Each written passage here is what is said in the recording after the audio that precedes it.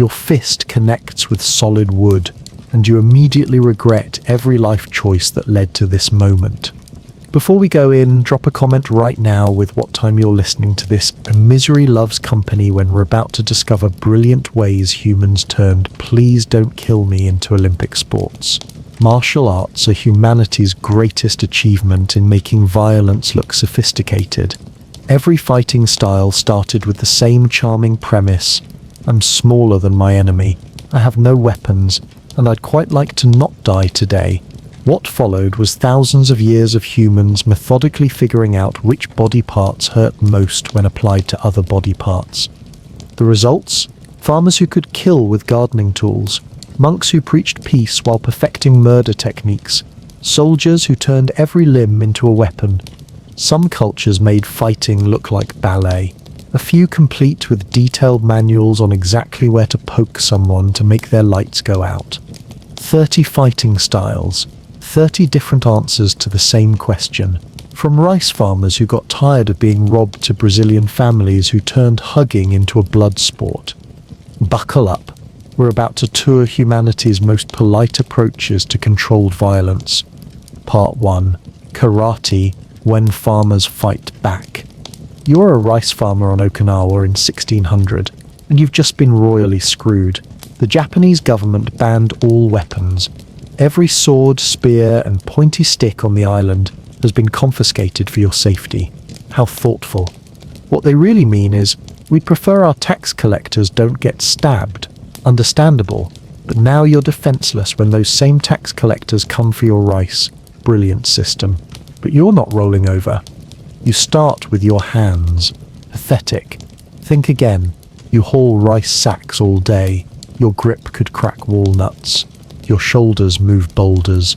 You're basically a human forklift who's about to learn violence. The revelation hits. Fighting is farming with different targets. Same body mechanics, same power generation. Just instead of planting rice, you're planting your fist in someone's face. You and your mates start meeting secretly. Can't write anything down. Getting caught means a very permanent nap. So you invent kata. Looks like interpretive dance to Japanese officials. Actually, 17 ways to murder someone without weapons. Sneaky. Every movement gets rehearsed thousands of times. Has to be perfect because you get one shot. Miss and the tax collector's sword finds new real estate in your chest cavity. Your hands transform. Start punching sand, graduate to gravel, eventually wooden posts. Hurts like blazes, but your knuckles develop armor plating. Your fingertips become can openers. You call it karate, menin di hand. Either brutally honest or magnificently sarcastic. Your hands are empty, sure. They're also loaded weapons disguised as farming equipment. Real fighting isn't about looking flash. It's about ending problems quickly. One strike, lights out, no dramatic speeches, no fancy footwork, just efficient application of violence to face-shaped targets. The mental training matters too. Stay calm while someone tries to reorganize your skull. Your neighbors call it peaceful mind. Ironic, considering you're literally training for homicide. Years pass. Your secret spreads like gossip. Every farmer, fisherman, and carpenter learns the same truth. Human bodies are weapon collections waiting for proper instruction. The Japanese never catch on. See harmless farmers doing morning exercises. Never realize these farmers could dismantle samurai with their breakfast hands. Your success creates problems. As karate spreads beyond Okinawa, it evolves. Different regions add their twists. What started as desperate self-defense becomes something bigger. Which brings us to Korea, where people discover legs are longer than arms. Revolutionary thinking, really. Part 2. Taekwondo, legs are longer than arms. You are Kim Min-jun. Standing in Seoul, 1945. Japan just surrendered after 35 years of occupation. They tried erasing Korean culture, banned your language, forced Japanese names on everyone. Charming guests. But they missed something. Your grandfather secretly taught you Taekyon, ancient Korean fighting disguised as folk dancing. Brilliant camouflage. To Japanese eyes, just quaint local entertainment. To you, combat training with a choreographer. Here's what Grandad knew that the occupiers didn't. Legs beat arms. Simple physics. Longer reach, more power, better range. While some muppet tries punching you, you're kicking them from twice the distance. Game over. Problem is, most fighting focuses on hands. Even karate treats kicks like afterthoughts. You're about to fix that oversight permanently. You and other Korean fighters develop Taekwondo Muay foot and fist. Should really be Muay foot and sometimes fist when foot's busy. You're not just creating martial art, you're making statements about Korean identity. High kicks become your calling card. Others aim for bodies. You aim for heads. Not showing offness, pure strategy. Hit someone's head hard enough. Fight's finished. No ground game needed. No complex wrestling. One good head kick. Opponent takes involuntary nap. Course, kicking heads requires flexibility most humans lack. You stretch like your life depends on it. Because in real fights, it does. Your hip flexibility becomes legendary. Can kick over your own head while friends struggle touching toes. Training is brutal. Thousands of kicks against wooden boards. Increasing height and power constantly. Your legs develop muscles in places you didn't know muscles existed. Balance improves until you're basically human flamingo with violent tendencies. Speed obsession develops. Slow kicks are blocked kicks.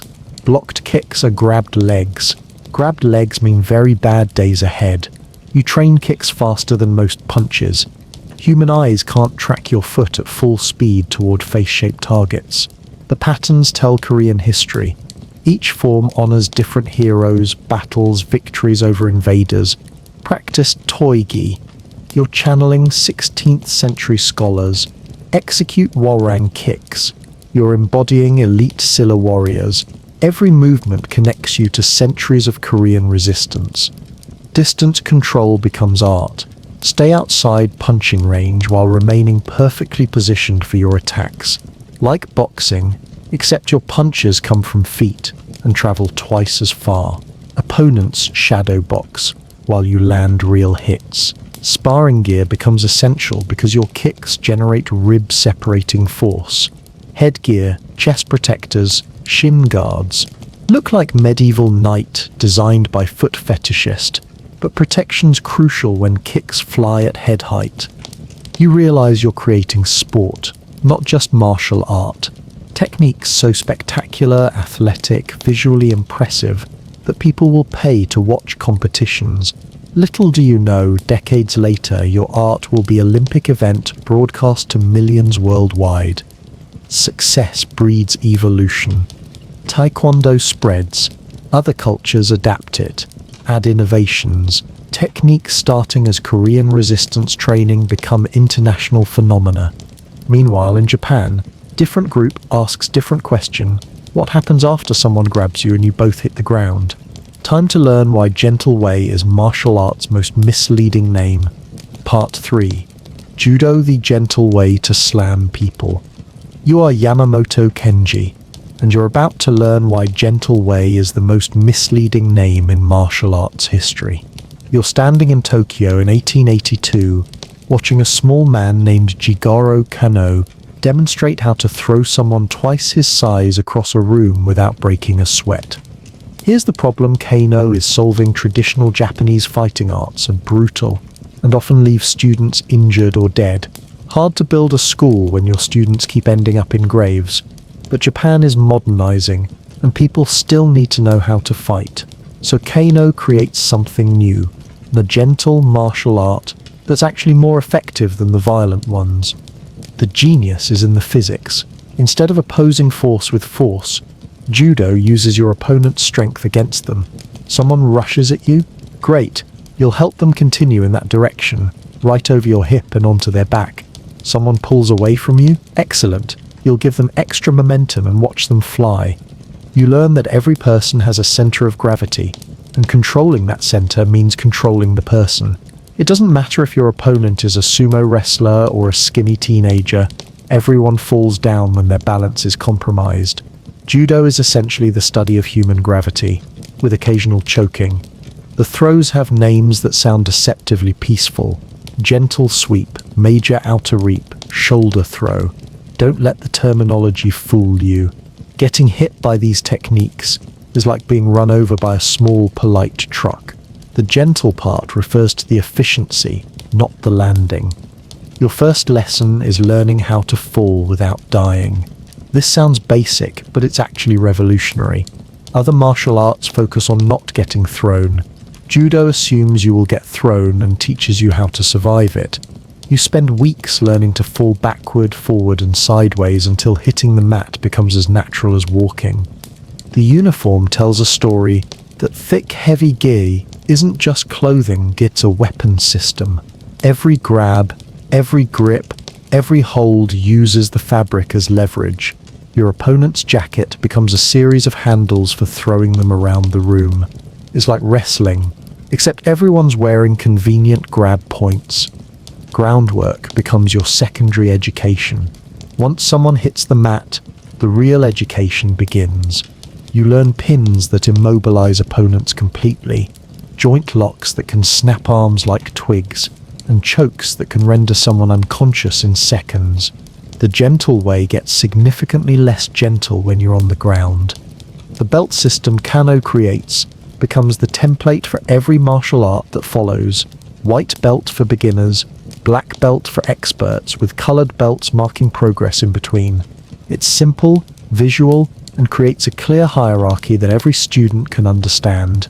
You start white and dream of black. Training becomes a lifestyle. You practice throws thousands of times, building muscle memory until your body reacts faster than your brain can think. Your hands develop a supernatural ability to feel weakness in your opponent's balance. A slight shift in weight, a moment of hesitation, and you strike like a gravity-powered missile. But judo isn't just about throwing people, it's about reading people. You learn to sense your opponent's intentions through their grip, their posture, their breathing. Fighting becomes a conversation conducted through physical contact, where every movement communicates information. The mental aspect is crucial. Judo requires you to stay calm while someone is actively trying to slam you into the ground. Panic leads to stiffness. Stiffness leads to poor balance. And poor balance leads to flying through the air in an undignified manner. Relaxation becomes a survival skill. The mental execution in survival skill. Kano's innovation spreads beyond Japan. Judo becomes the first Asian martial art to gain international acceptance, eventually earning a place in the Olympics. What started as one man's attempt to create a safer fighting system becomes a global phenomenon. But Kano's students aren't content to stop with throwing and pinning. Some of them start asking uncomfortable questions. What if you can't throw your opponent? What if the fight goes to the ground and stays there? What happens when size and strength matter more than technique?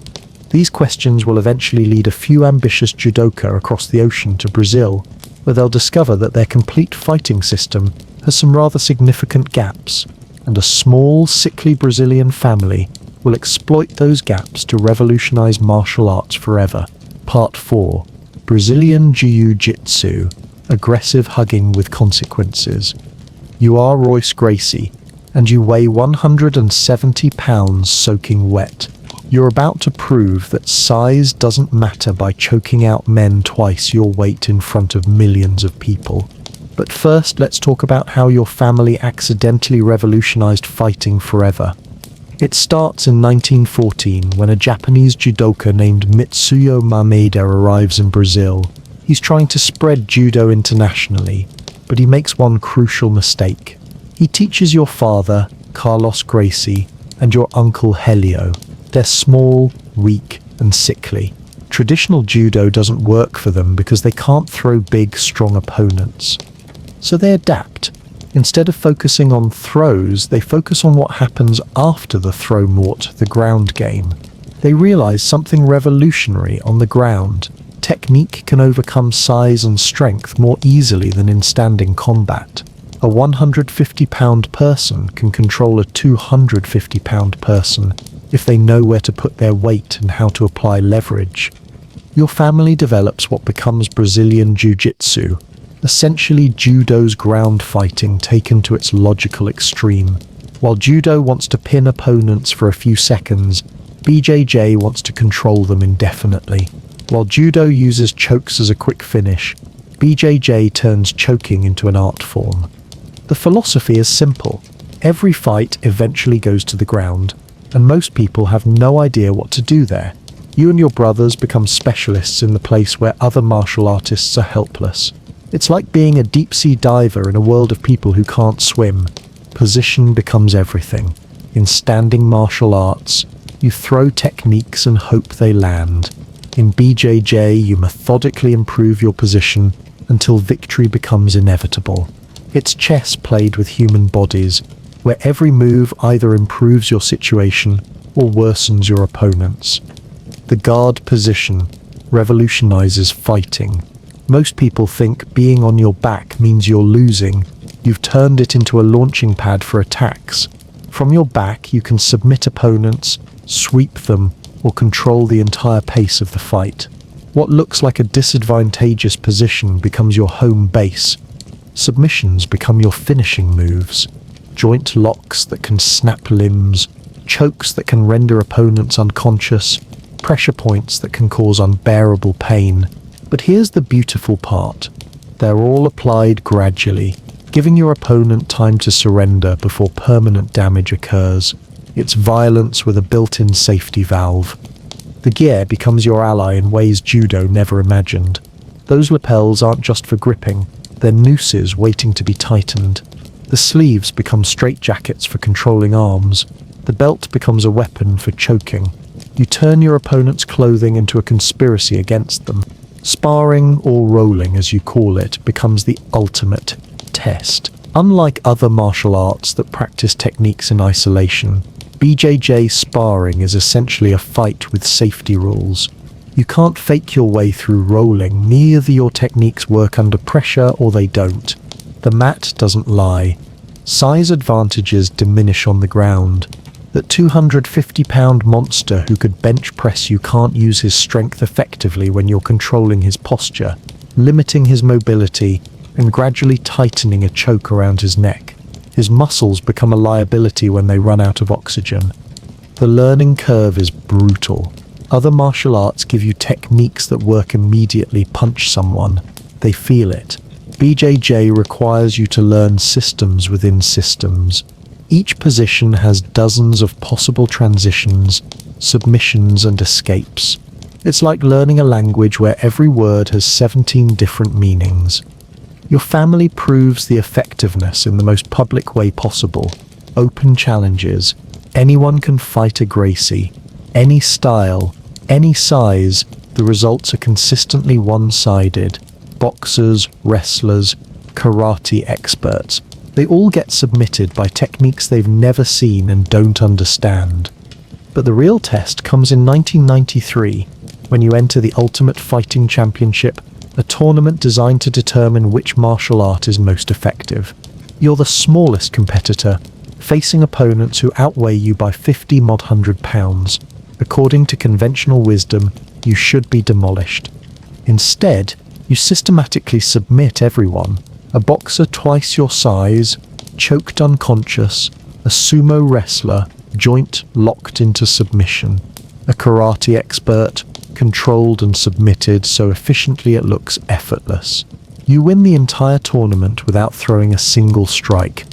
The martial arts world implodes. Suddenly, everyone realizes that ground fighting isn't optional, it's essential. Every serious fighter starts learning BJJ or some variation of it. What began as one family's adaptation to physical limitations becomes the foundation of modern mixed martial arts. But while you're revolutionizing fighting with ground techniques, halfway around the world, another group of fighters is taking a completely different approach. They're not interested in gentle submissions or complex ground positions. They want to end fights quickly, violently, and while standing up. They're using every part of their body as a weapon, and they call it the Art of Eight Limbs. Part 5. Muli Thai Miene 8 limbs of destruction. You are Ne Karnom Tom and you're standing in Burma in 1774, captured during a war between Thailand and Burma. The Burmese king wants entertainment, so he's arranged for you to fight his best warriors. You're about to introduce them to Muay Thai, and they're about to learn why Thai fighters are considered the most dangerous people on two legs. Here's what makes Muay Thai different from every other striking art. You don't just use your hands and feet, you use your fists, elbows, knees, and shins. That's 8 weapons instead of 4. It's like bringing a Swiss Army knife to a knife fight, except every tool is designed to break bones. The art developed from ancient battlefield combat. Thai soldiers needed to fight when they lost their weapons, so they turned their entire body into a weapon system. Your ancestors figured out that humans have hard, bony protrusions all over their bodies. Might as well use them to hurt people. Your fists are just the beginning. While boxers spend years perfecting their punches, you treat punching as merely one option among many. Why throw a punch when you can throw an elbow that hits with the force of a sledgehammer? Why kick with your foot when you can kick with your shin, which won't break when it hits something hard? The elbow becomes your close-range destroyer. It's the hardest, sharpest part of your arm, and it can cut skin like a blade. Elbow strikes cause the kind of damage that ends fights immediately, either through knockout or through blood loss that blinds your opponent. There's no gentle way to elbow someone in the face. Your knees turn into pistons of destruction. The knee strike is one of the most powerful techniques in human combat. It's your entire body weight driven by your strongest muscles into a small, hard point. Landing a good knee to the ribs can crack them. A knee to the head can rearrange someone's consciousness permanently. But the real revolution is in your shins. While other martial artists condition their hands or feet, you condition your shins by repeatedly kicking concrete poles, banana trees, and each other. The pain is excruciating, but gradually your shins become like baseball bats covered in skin. You can kick through wooden boards, and your shins don't even bruise. The clinch becomes your specialty, the range where you're too close to punch effectively, but perfect for knees and elbows. You learn to grab opponents, control their posture, and systematically destroy them with short-range strikes. It's like wrestling, except the goal isn't to throw your opponent, it's to knee them until they stop moving. Training becomes a lifestyle of voluntary suffering. You run miles every morning, kick heavy bags until your shins go numb, and spar with people who are actively trying to knee you in the ribs. Your body develops a pain tolerance that borders on superhuman. Normal people complain about stubbing their toe. You barely notice getting kicked in the leg. The ritual aspects connect you to centuries of warriors. Before each fight, you perform the Ram Moy and a dance that honors your teachers, your ancestors, and the art itself. The Mongol headband and Prajad armbands aren't just decorations, they're blessed items that carry the spiritual power of your lineage. Your fighting stance looks relaxed, almost casual. This is deceptive. You're actually a loaded spring, ready to explode into any of 8 different attacks depending on the distance and angle. Your hands are up but loose, your weight evenly distributed, your mind calculating ranges and timing with mechanical precision. The conditioning creates a fighter who can absorb damage that would hospitalize normal people. Your ribs develop the ability to take kicks that would crack an ordinary person's bones. Your arms become shields that can block elbow strikes without breaking. Your legs turn into shock absorbers that can handle the impact of checking kicks. Strategy becomes simple. Attack until your opponent stops attacking back. There's no point system, no complex tactical considerations. You throw techniques until something connects hard enough to end the fight. It's straightforward, brutal, and effective. The psychological impact is enormous. Fighting someone trained in Muay Thai is like fighting a human weapon that feels no pain and has 8 different ways to hurt you. Most opponents are intimidated before the fight even begins, which gives you a massive advantage. But your demonstration against the Burmese warriors does more than win fights. It establishes Muay Thai as the national sport of Thailand. Future generations will refine the techniques, add training methods, and eventually export the art worldwide. What started as battlefield necessity becomes cultural identity. Yet even as you're perfecting the art of 8-limb destruction, across the world another combat sport is reaching its own pinnacle of development. They're using only 2 limbs, their fists, but they're perfecting those 2 limbs to a degree that will make boxing the sweet science of combat sports. Part 6. Boxing, the sweet science of face rearrangement. You are John L. Sullivan, and you're about to prove that sometimes the simplest ideas are the most devastating. While martial artists around the world are perfecting exotic techniques with mystical names, you're focusing on something beautifully basic, hitting people in the face with your fists. It's 1882, same year Kano's creating judo in Japan. But you're not interested in throws or gentle ways. You're interested in the sweet science boxing, where 2 people stand in front of each other and systematically attempt to render each other unconscious. Civilized stuff. Here's boxing's genius. It takes the most natural human fighting instinct, making a fist and swinging it at threats, and refines it to levels approaching art. No kicks, no grapples, no weapons, just hands, feet, and the accumulated wisdom of centuries of people hitting each other professionally. Your stance looks deceptively simple. Left foot forward, right foot back, hands up. Boring? Hardly.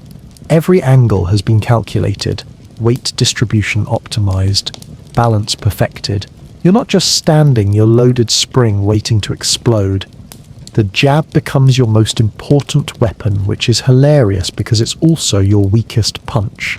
But that weak punch sets up everything else. It measures distance, disrupts timing, creates openings, like a chess pawn that controls the entire board.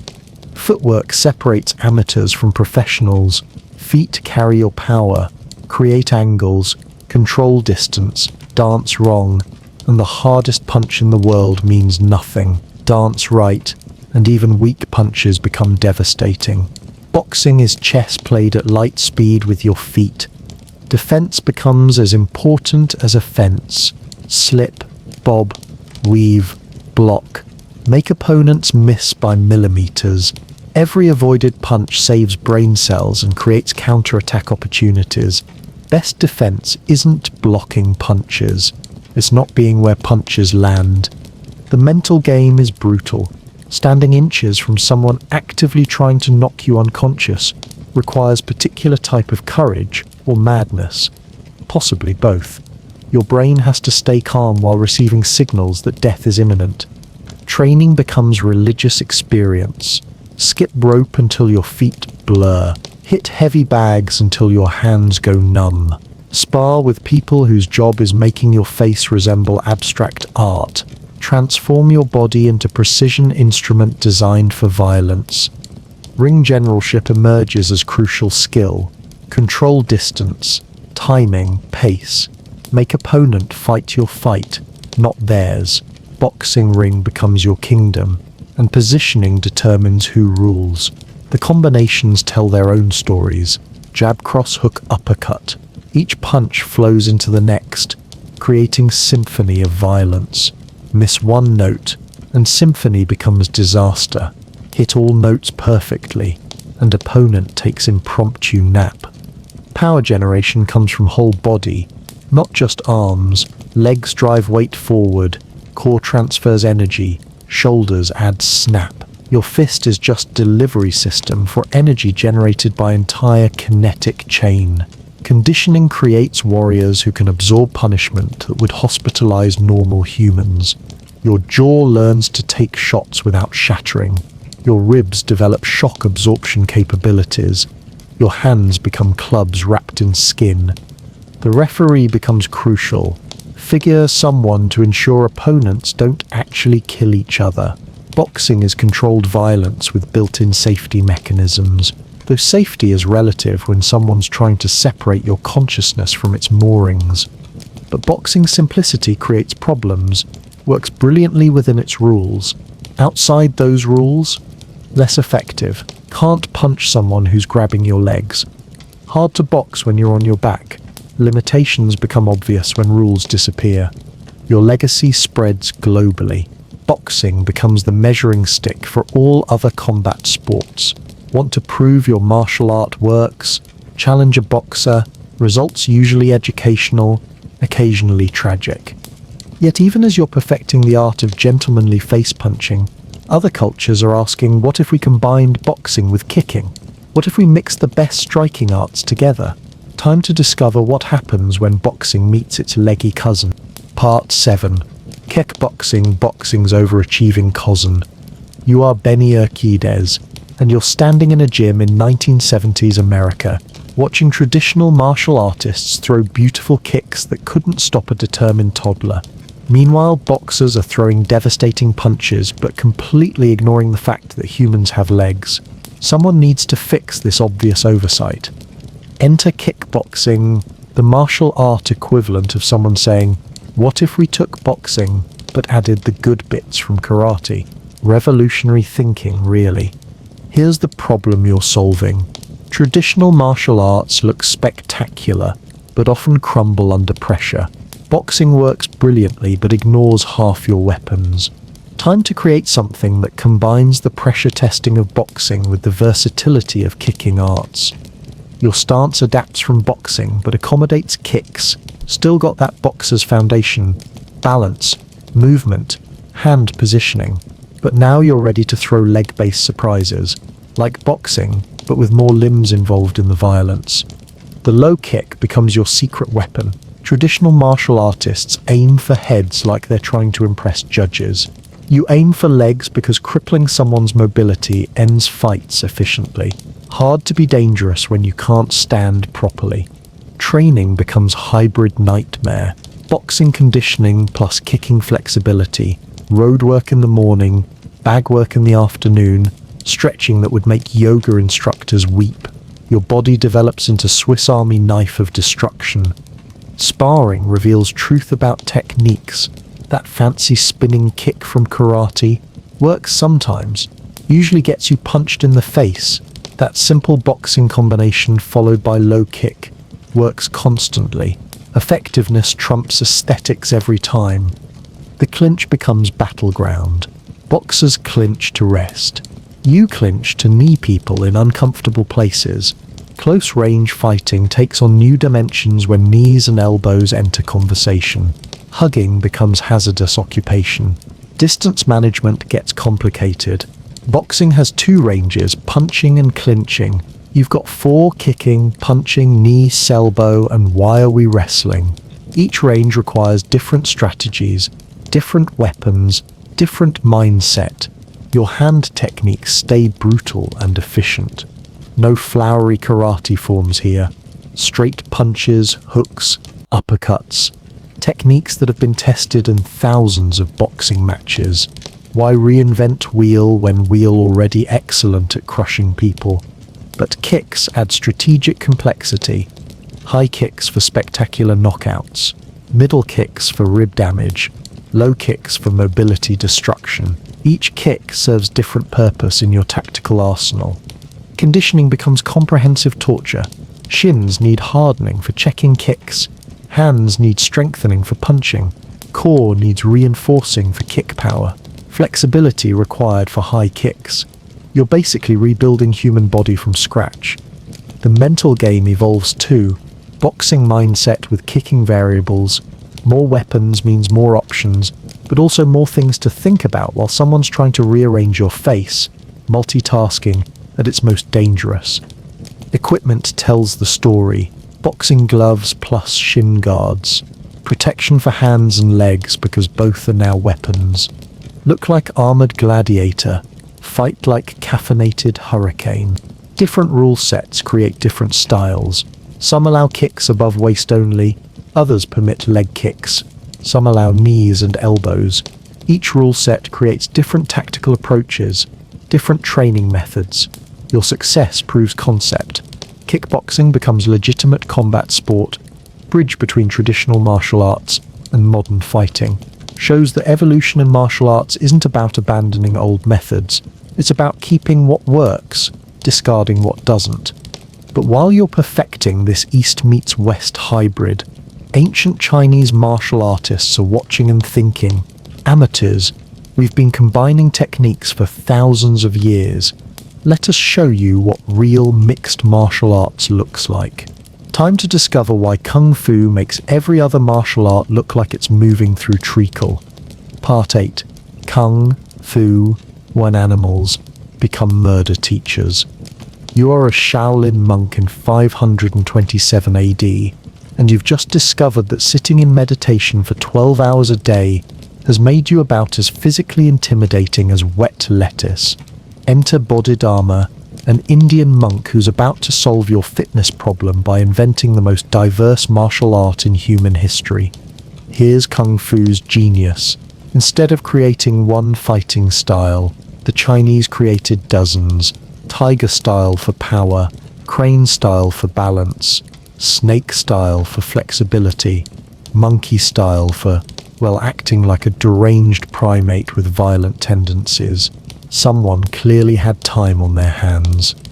Your training begins with animal observation. Watch tigers hunt. Study crane movements. Observe how snakes strike. The animals become your professors in a university of violence. Who needs textbooks when nature provides perfectly designed killing machines as teaching aids? Tiger style turns you into human battering ram. Claws for ripping, straight line attacks for power. You learn to move like apex predator who's never heard of subtlety. Every technique designed to overwhelm opposition through sheer ferocity. Roaring optional but encouraged. Crane style teaches grace under pressure. One-legged stances that would make ballet dancers weep. Wing blocks that redirect attacks while setting up counters. You become water bird that happens to know 17 ways to break someone's arm. Snake style focuses on precision and speed, finger strikes to pressure points, sinuous movements that flow around defenses. You learn to attack nerve centers with surgical accuracy, like being killed by a particularly aggressive acupuncturist. Monkey style embraces chaos. Unpredictable footwork, deceptive attacks, rolling and tumbling that confuses opponents. You fight like caffeinated primate having existential crisis. Effectiveness, through sheer bewilderment. The forms become encyclopedias of combat knowledge. Each sequence contains dozens of techniques disguised as flowing movements. Practice forms daily, and you're downloading centuries of fighting wisdom into muscle memory. Internal arts develop alongside external ones. Tai Chi teaches you to generate power through relaxation. Seems counterintuitive until you realize tension limits speed and fluidity. Become water, they say. Water that can cave in skulls. Weapons training expands your arsenal exponentially. Staff, sword, spear, hook swords, 3-section staff, butterfly knives. If it can be held, someone figured out how to kill with it. Your body becomes launching platform for whatever's handy. Conditioning creates warriors who seem to defy physics. Iron palm training turns hands into demolition tools. Iron shirt training makes body resistant to strikes. Iron head training makes skull into battering ram. Everything becomes iron except common sense. Philosophy intertwines with fighting. Kung Fu isn't just about violence, it's about harmony, balance, understanding natural order. You're learning to kill people, but in spiritually enlightened way. Very thoughtful approach to homicide. The temple becomes a laboratory for martial innovation. Monks have nothing but time and motivation to perfect techniques. Results? Fighting systems so diverse they make other martial arts look like they're suffering from creative constipation. Secret techniques pass from master to student. Tiger crane combination form. Drunken boxing that fights while pretending to be intoxicated. Praying mantis style that mimics insect predation patterns. Someone clearly enjoyed their job. Regional styles develop unique characteristics. Northern styles emphasize kicks and long-range techniques. Southern styles focus on hand techniques and close-range fighting. Each region adds local flavor to universal violence. Your flexibility becomes superhuman. Splits that would hospitalize normal people. joint mobility that seems to ignore basic anatomy. You move like human made of rubber bands and bad intentions. The mental training is crucial. Meditation develops focus needed for complex techniques. Breathing exercises provide energy for sustained combat. Philosophy provides justification for necessary violence. Complete package, really. But Kung Fu's diversity becomes weakness. Too many choices lead to analysis paralysis. While you're deciding between tiger claw and crane beak, opponent punches you in face. Sometimes simple beats sophisticated. Your legacy spreads through pop culture more than practical application. Movies make Kung Fu look magical. Reality proves it effective but complex. Takes decades to master what other arts teach in years. Yet even as you're perfecting thousands of animal-inspired techniques, military forces worldwide are developing something completely different. They're not interested in spiritual enlightenment or animal mimicry. They want soldiers who can kill efficiently with whatever's available. Time to meet the art that treats fighting like urgent homework assignment. Part Nova Krav Maga military efficiency meets civilian paranoia. You are in Merlik Tinfeld and you're watching Nazis beat up Jews in 1940s Czechoslovakia.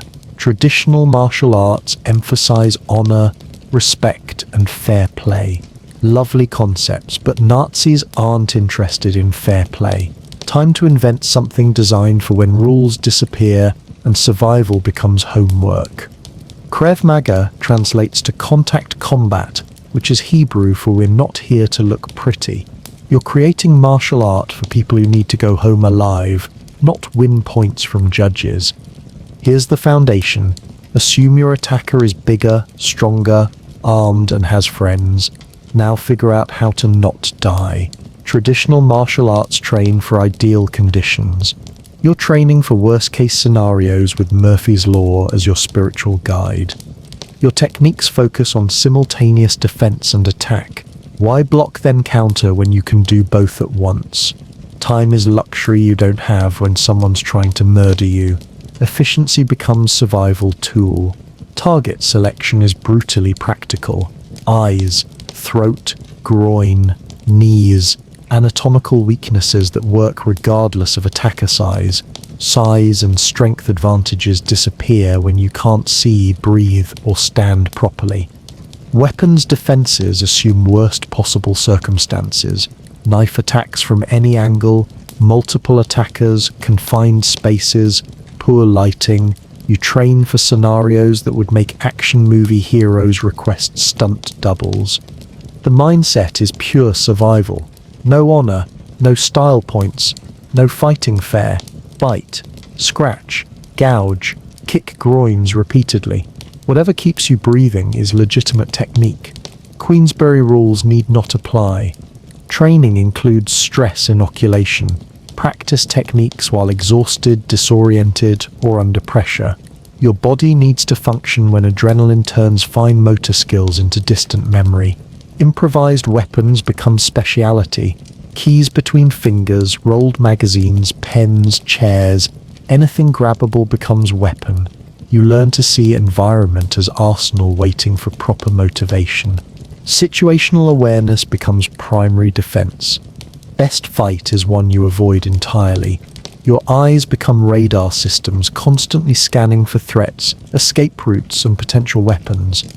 The philosophy is refreshingly honest. You're not training to become warrior poet. You're training to survive violent encounters and go home to family. No mystical pretensions, just practical application of physics to face-shaped problems. Ground fighting exists, but focuses on getting back up.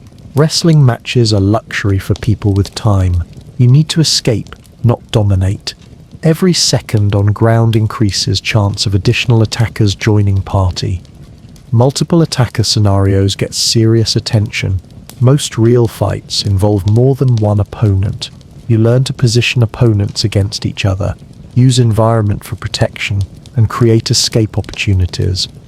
Women's self-defense becomes priority. Traditional martial arts assume strength and size. Krav Maga assumes attacker will be bigger and stronger. Techniques work through leverage, speed and targeting rather than power.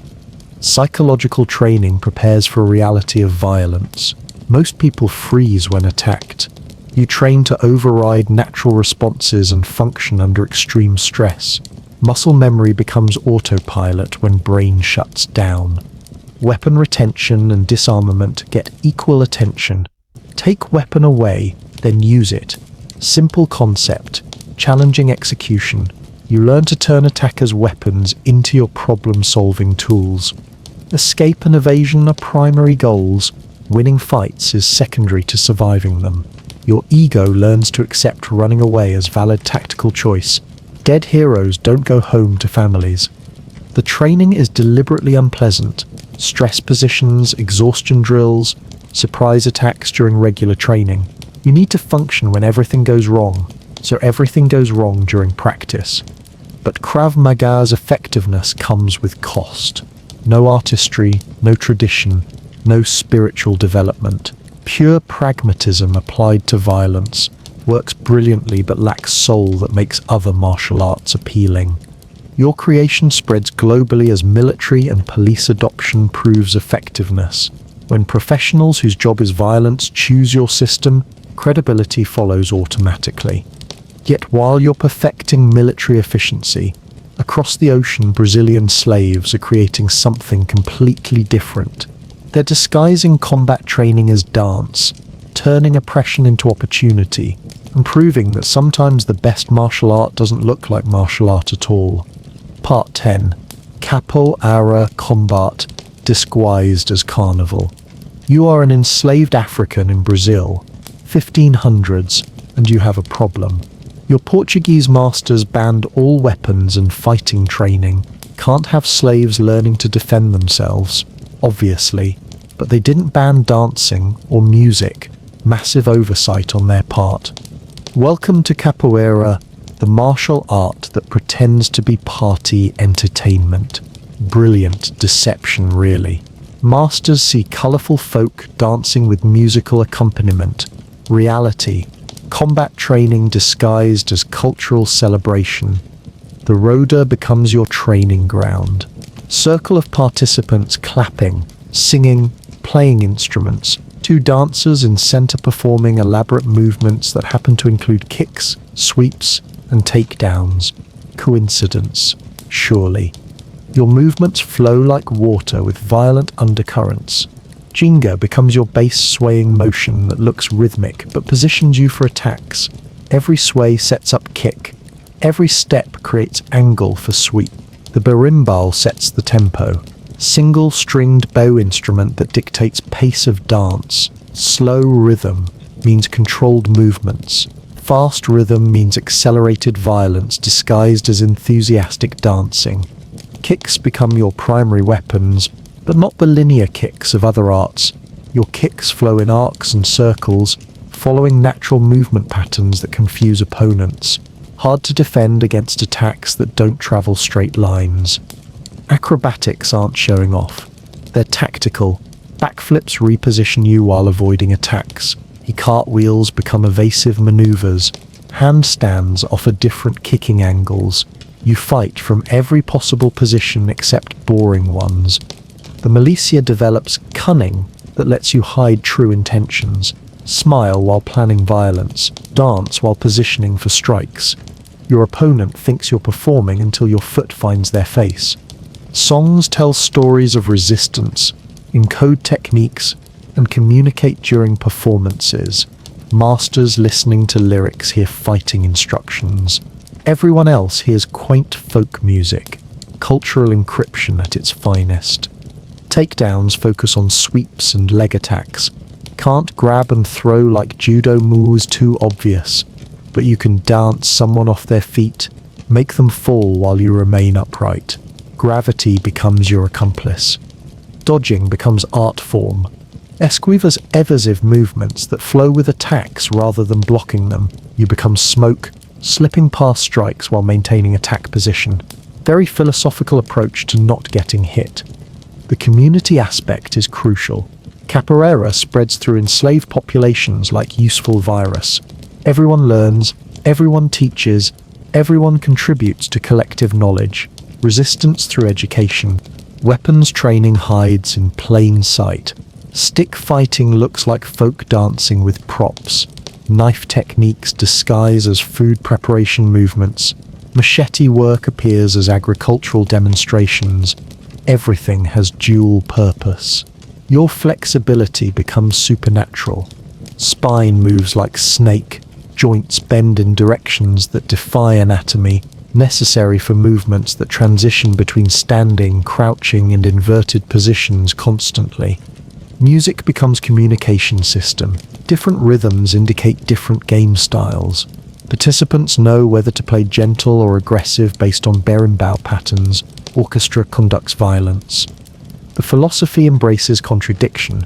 Fighting that doesn't look like fighting. Slaves training for freedom while appearing to entertain masters. Resistance through apparent compliance. Mental warfare disguised as cultural expression. Survival requires performance. Best capoeiristers convince masters they're harmless entertainers while developing skills to overthrow those same masters. Acting becomes life-saving skill. Regional styles develop different characteristics. Angola emphasizes traditional movements and philosophy. Regional incorporates modern techniques and training methods. Both trace to same roots of disguised resistance. Liberation changes everything. When slavery ends, capoeira emerges from shadows. What was survival necessity becomes cultural treasure. Hidden art becomes source of national pride. Your legacy creates modern capoeira schools worldwide. Students learn techniques, philosophy, and history. Martial art becomes cultural ambassador, spreading Brazilian identity through movement and music. Yet while you're perfecting combat camouflaged as celebration, Russian military forces are developing their own unique approach. They're not interested in disguising fighting as anything else. They want soldiers who can kill efficiently using Soviet scientific methods. Part 11. Sambo Soviet. Science meets spectacular violence. You are Vasily Oshchepkov, and you're standing in Russia in 1938 with a fascinating problem. You've studied judo in Japan, but Stalin wants something uniquely Soviet. Can't have Russian soldiers using Japanese techniques bit awkward politically. Time to create Sambo, or as you call it, scientific self-defense with Russian characteristics. Here's Sambo's origin story. Take judo's throwing techniques. Add Russian wrestling traditions, mixing Caucasian folk fighting, then remove anything that looks too foreign. Result? Martial art that's 100% Soviet approved and devastatingly effective. Your focus becomes leg attacks and throws that judo considers illegal. While judoka perfect upper body throws, you're developing leg locks that can snap joints like kindling. Turns out Japanese martial artists missed some obvious targets. The uniform tells the story. No traditional gear here. You wear shorts, wrestling shoes, and tight-fitting jacket called kurtka. Practical clothing for practical fighting. No flowing robes or mystical symbolism. Just Soviet efficiency applied to violence. Ground fighting gets scientific treatment. You study anatomy, leverage, and joint mechanics like engineering problem. Which angles create maximum stress? How much pressure breaks bones? Soviet approach to submission grappling, thorough, methodical, brutal. Leg locks become your signature innovation. Ankle locks, knee bars, calf crushers. Judo ignores legs completely. Seems like waste of perfectly good targets. You develop systematic approach to dismantling opponents from ankles up. Training follows Soviet sports science principles, structured progression, measurable goals, scientific methodology. No mystical meditation here, just biological machines optimized for combat performance through superior planning. The wrestling integration proves crucial. Russian wrestling emphasizes explosive takedowns and scrambling. Combined with judo's refined throwing mechanics, creates hybrid that's stronger than either parent art. Competition rules encourage innovation, points for throws but also for leg attacks, scrambling and ground control. Broader scoring system develops more complete fighters than single-focus martial arts. Your students become military instructors, spreading Sambo through Soviet armed forces. Techniques that work in competition prove deadly in combat situations. Sports training creates military applications. Mental toughness becomes Soviet specialty. Training designed to build warriors who function under extreme pressure. No breaking under stress. Mother Russia demands stronger citizens than capitalist decadence produces. The sacrifice through development shows Sambo innovation. Techniques where you accept inferior position to secure superior attack. Calculated risk-taking that often catches opponents completely unprepared. Regional variations emerge across Soviet territories. Each republic contributes local wrestling traditions to Sambo development. Mongolian techniques, Caucasian throws, Central Asian grappling, everything gets absorbed and systematized. Combat Sambo adds strikes to grappling base. Military version includes punches, kicks, and weapon defenses. Complete fighting system designed for soldiers who need versatility more than specialization. Your systematic approach to technique development becomes template for other martial arts. Break down movements into components. Analyze effectiveness. Improve through iteration. Scientific method applied to human combat. The psychological warfare aspect gets attention too. Opponents unfamiliar with leg attacks often panic when caught in positions they've never experienced. Fear becomes weapon when used properly. Conditioning follows sports science principles. Strength training, flexibility work, cardiovascular development, skill practice, everything measured and optimized for maximum development in minimum time. But Stalin's purges complicate everything. You're arrested as Japanese spy because of your judo background. Martial art continues developing, but founders often disappear mysteriously. Occupational hazard of Soviet innovation. Your legacy survives political upheaval. Sambo becomes Olympic sport, spreading worldwide as effectiveness proves universal appeal. What started as Soviet military requirement becomes international competition phenomenon. Modern Sambo influences mixed martial arts significantly. Leglock specialists trace techniques to your innovations. Ground fighting strategies show Sambo DNA in modern competition. Yet, while you're developing Soviet scientific grappling, Western wrestlers are perfecting their own approach to ground fighting. They're not interested in submissions or joint locks, just pure dominance through positioning and control. Part 12. Freestyle Wrestling Gravity's Greatest Hits. You are Dan Gable, and you're about to prove that sometimes the most basic human instinct, grabbing someone and making them fall down, can be elevated to levels approaching art. Welcome to freestyle wrestling, where the goal is beautifully simple. Put your opponent on their back faster than they can do the same to you. Here's wrestling's appeal. No mystical philosophy, no animal movements, no secret techniques passed down through generations, just two humans trying to establish dominance through the universal language of I'm on top, you're on bottom. Your takedown arsenal becomes encyclopedia of human gravity manipulation. Single leg, double leg, high crotch, ankle pick. Each technique exploits basic physics disrupt balance. Control center of gravity, apply leverage.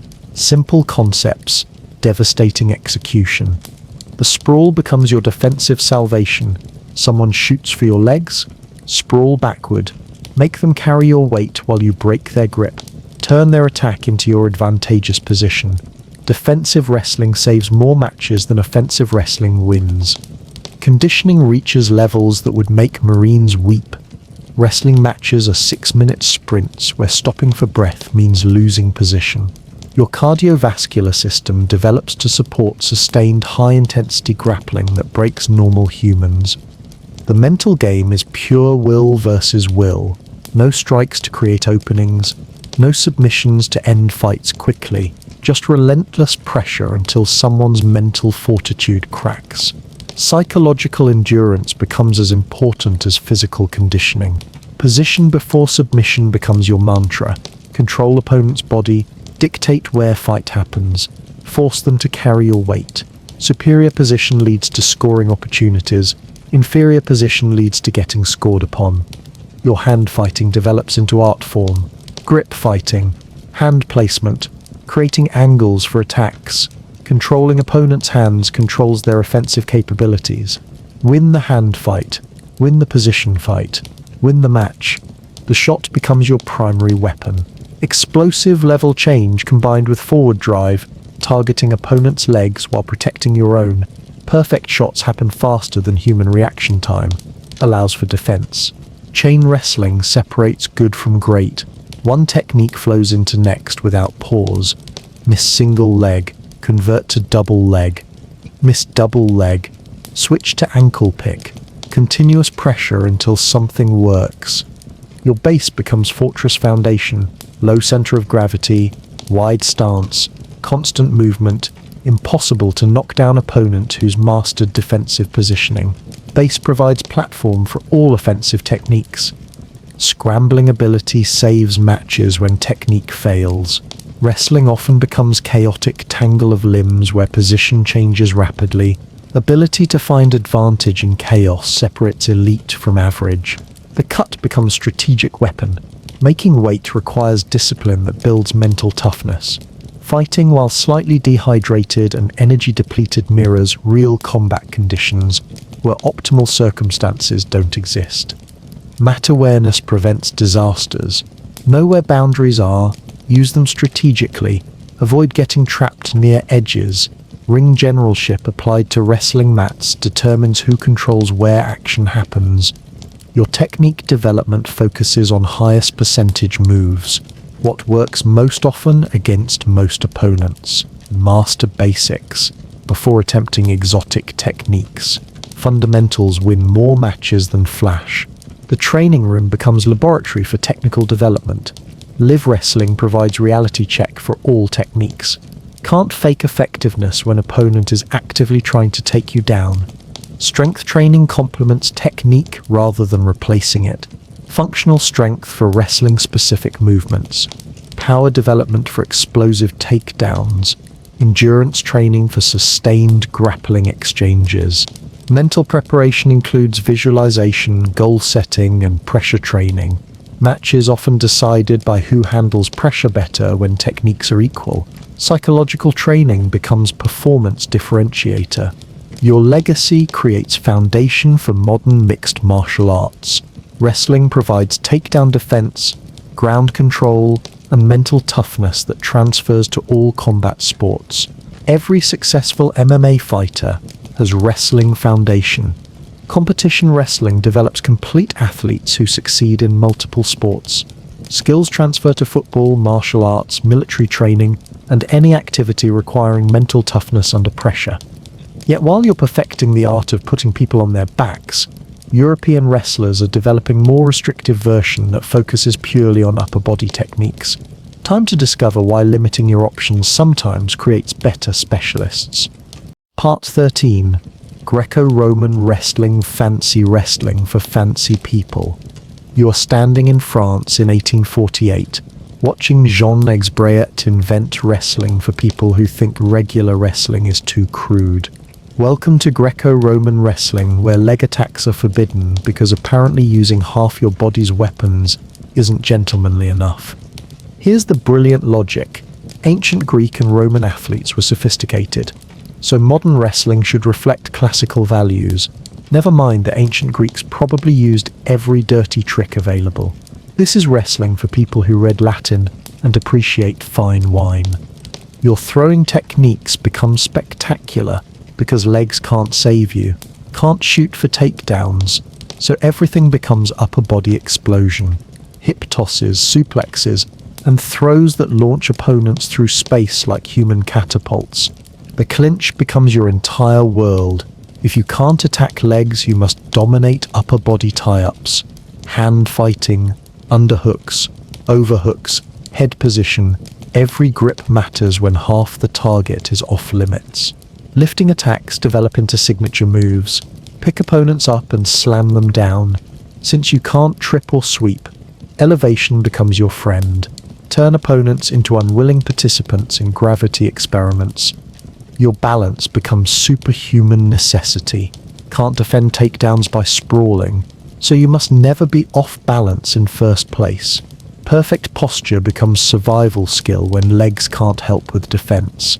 The parterre position creates unique scrambling situations. Bottom wrestler must escape without using legs for leverage. Top wrestler must turn opponent without attacking lower body, like wrestling with artificial handicaps. Mental warfare intensifies because tactical options are limited. Can't threaten leg attacks to create openings, so you must outthink opponents using smaller menu of techniques. Chess match played with upper bodies. Strength requirements increase dramatically. Throwing someone using only upper body requires significant power development. Your shoulders, back, and core become engine for spectacular throwing techniques. The spectacle factor attracts audiences who find regular wrestling too technical. Greco-Roman produces highlight reel throws that look impressive to casual observers. Marketing genius disguised as athletic tradition. Training emphasizes lift and throw combinations exclusively. No time wasted on leg attacks or defense. Laser focus on techniques actually allowed in competition. Specialization through elimination. Your grip strength develops to inhuman levels when everything depends on hand control. Fingers become steel cables. Grip fighting determines who dictates pace and technique selection in every exchange. Core stability becomes critical for throwing defense. Can't use legs to sprawl, so midsection must resist lifting attempts through pure strength. Your abs become anti-throwing armor plating. The technical complexity increases because options are limited. Must master subtle details of upper body techniques since variety is restricted. Depth replaces breadth in skill development. Competition strategy revolves around tie-up control. Win the grip fight, control the action. Lose the grip fight, spend match defending against throws. Everything flows from upper body positioning. Your athletic development becomes extremely specialized. Explosive hip power for throws, grip endurance for long matches, core strength for defense. Training focused on specific physical requirements. The throws become art form because their primary scoring method. Perfect technique execution becomes beautiful to watch. Athletic poetry written in human flight patterns. Mental toughness requirements are different from freestyle wrestling. No leg attacks to threaten, so psychological pressure comes from constant threat of spectacular throws. Different fear, same result. International competition showcases techniques that work within artificial constraints, proves that limitations can create innovation when athletes adapt to restricted rule sets. Your legacy influences modern wrestling coaching methods. Understanding upper body techniques improves freestyle wrestling even when leg attacks are available. Specialization enhances general skills. But rule restrictions also create weaknesses. Greco-Roman wrestlers often struggle when leg attacks become available. Specialization comes with trade-offs in versatility. Yet while you're perfecting upper body throwing techniques, French fighters are developing their own unique approach to combat sports. They're combining boxing with kicks, but doing it with distinctly French flair for style and sophistication. Part 14. Savate, French people kicking stylishly. You are Michel Cassou, standing in Marseille in 1820, watching sailors fight in the streets using feet and fists. But this is France, land of haute couture and fine dining. If you're going to kick people, you'll do it with proper technique and excellent footwork. Welcome to servated boxing with shoes, because French people refuse to do anything the simple way. Here's savate's origin. French sailors picked up kicking techniques from various ports, brought them home, combined them with boxing. Then French instructors decided this needed refinement, style, and rules that would make it suitable for gentlemen. Fighting becomes fashion statement. Your footwork becomes art form that would make ballroom dancers jealous. Savate emphasizes mobility, angles, and distance control through superior foot positioning. You don't just kick people, you dance around them while kicking them. The shoe becomes crucial equipment. Unlike other kicking arts that use bare feet or soft boots, Savate fighters wear hard-soled shoes. Your kicks hit with leather and wood, not flesh and bone. Civilized violence for civilized people. 4 kicks comprise your entire arsenal, but each kick has dozens of variations. Fouette, whip kick, chassé, piston kick, reverse kick, and coup de pied basse, low kick. Quality over quantity. Very French approach to technique selection. Your hands follow English boxing traditions with French modifications. Traditional punches but with emphasis on setups for kicks.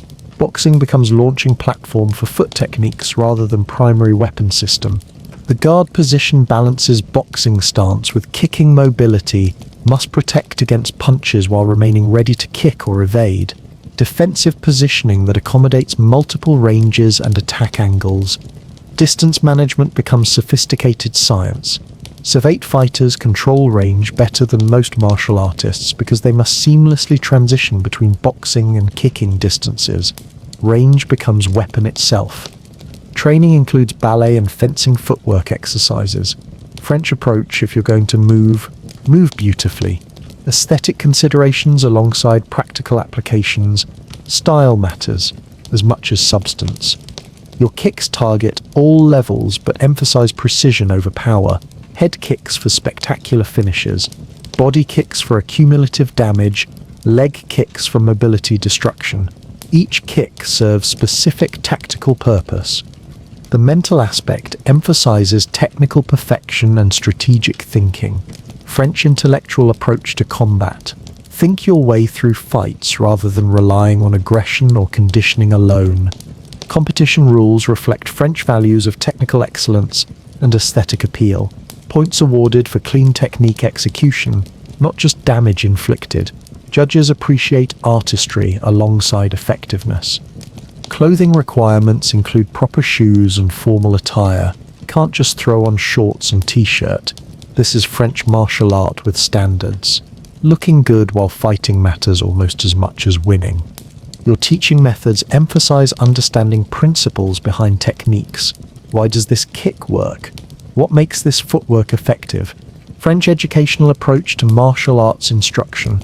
The philosophy balances practical self-defense with physical culture and intellectual development. Complete person training through sophisticated combat arts. Fighting becomes gentleman's pursuit rather than street brawling. Integration with other French combat sports creates well-rounded fighters. Savate practitioners often train boxing, fencing, and can de combat. Comprehensive approach to personal combat skills. Your legacy influences modern kickboxing development significantly. Savate techniques and training methods spread internationally, contributing to evolution of hybrid striking arts worldwide. The emphasis on technical precision over brute force appeals to practitioners interested in skill development rather than just fighting ability. Martial art for people who appreciate craftsmanship. Academic approach to technique analysis. Creates detailed instructional methods. French systematic approach to breaking down complex movements into teachable components. But Savate's formal structure sometimes limits adaptability compared to more fluid martial arts. Rules and traditions can constrain innovation when taken too seriously. Yet while you're perfecting French kicking elegance, Japanese martial artists are developing something completely different. They're exploring how to redirect force rather than oppose it, turning opponents' strength into weakness through subtle manipulation. Part 15. Iikido Peaceful Violence for Spiritual Warriors. You are Morihei Ueshiba, and you're standing in Japan in 1925 with a radical idea: what if you could win fights without actually fighting?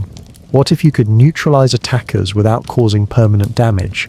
Welcome to Aikido, the martial art for people who want to defend themselves while maintaining their karma credit score. Here's Aikido's philosophical foundation. Violence creates more violence, so effective self-defense should stop attacks without creating enemies. Noble concept, though your attackers might question the non-violent aspect while flying through the air. Your techniques focus on redirecting attack energy rather than opposing it directly. Someone punches you, guide their energy past your body while positioning for counter technique. like martial arts judo, but with more spiritual overtones and flowing movements. The concept of blending becomes central to everything.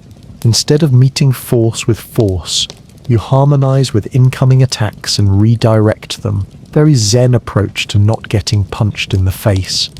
Your throws use minimal effort for maximum effect. Attacker provides the energy.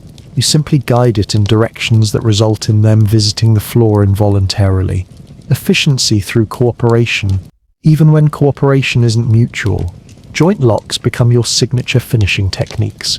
Control opponent's balance through wrist, elbow, or shoulder manipulation, applied gradually with opportunity for surrender before damage occurs. Considerate violence for thoughtful people. Training emphasizes smooth, flowing movements that appear almost dance-like. No jerky motions or explosive techniques. Everything flows like water around obstacles. Martial arts as moving meditation. Your mental training focuses on maintaining calm under pressure and reading opponents' intentions. Can't redirect energy you can't perceive. Awareness becomes primary defensive tool. The philosophy of winning without fighting attracts people uncomfortable with aggressive martial arts. Peaceful solution to violent problems appeals to those seeking self-defense without compromising personal ethics. Multiple attacker scenarios get serious attention because individual techniques flow into group applications. One attacker leads to throw that positions you for next attacker. Continuous movement through multiple threats.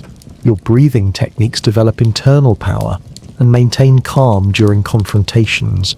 Proper breathing supports smooth technique execution and prevents tension that limits effectiveness.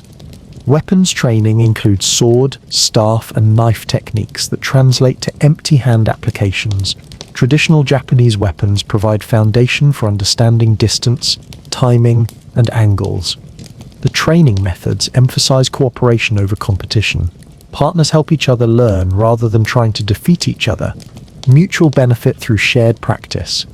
Your spiritual development intertwines with physical training. Aikido becomes path to personal enlightenment through martial practice. Fighting arts as vehicle for character development. The circular movements confuse opponents accustomed to linear attacks and defenses. Angular attacks get redirected into spirals that neutralize their effectiveness while creating counterattack opportunities. Competition is discouraged because it creates winner-loser mentality that contradicts Aikido philosophy.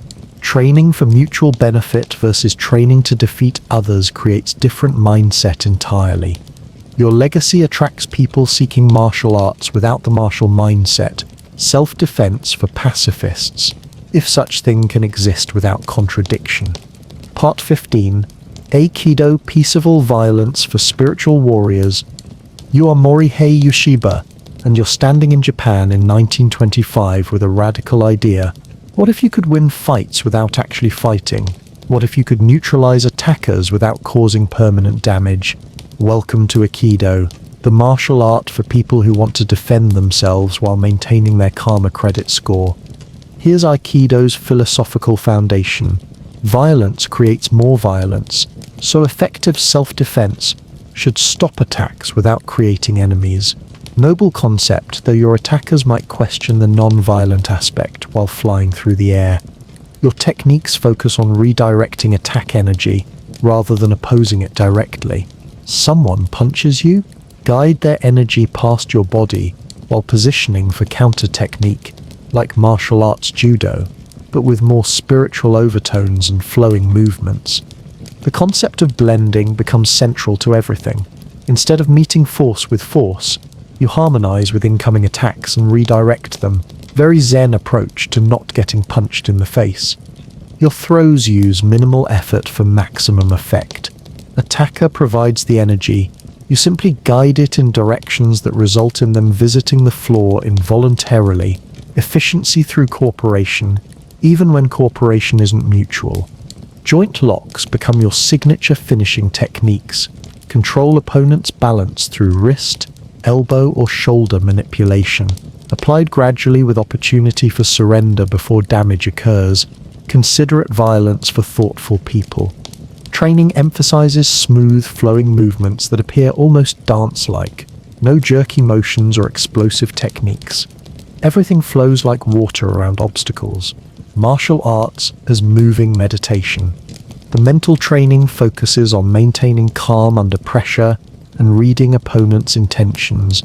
Can't redirect energy you can't perceive.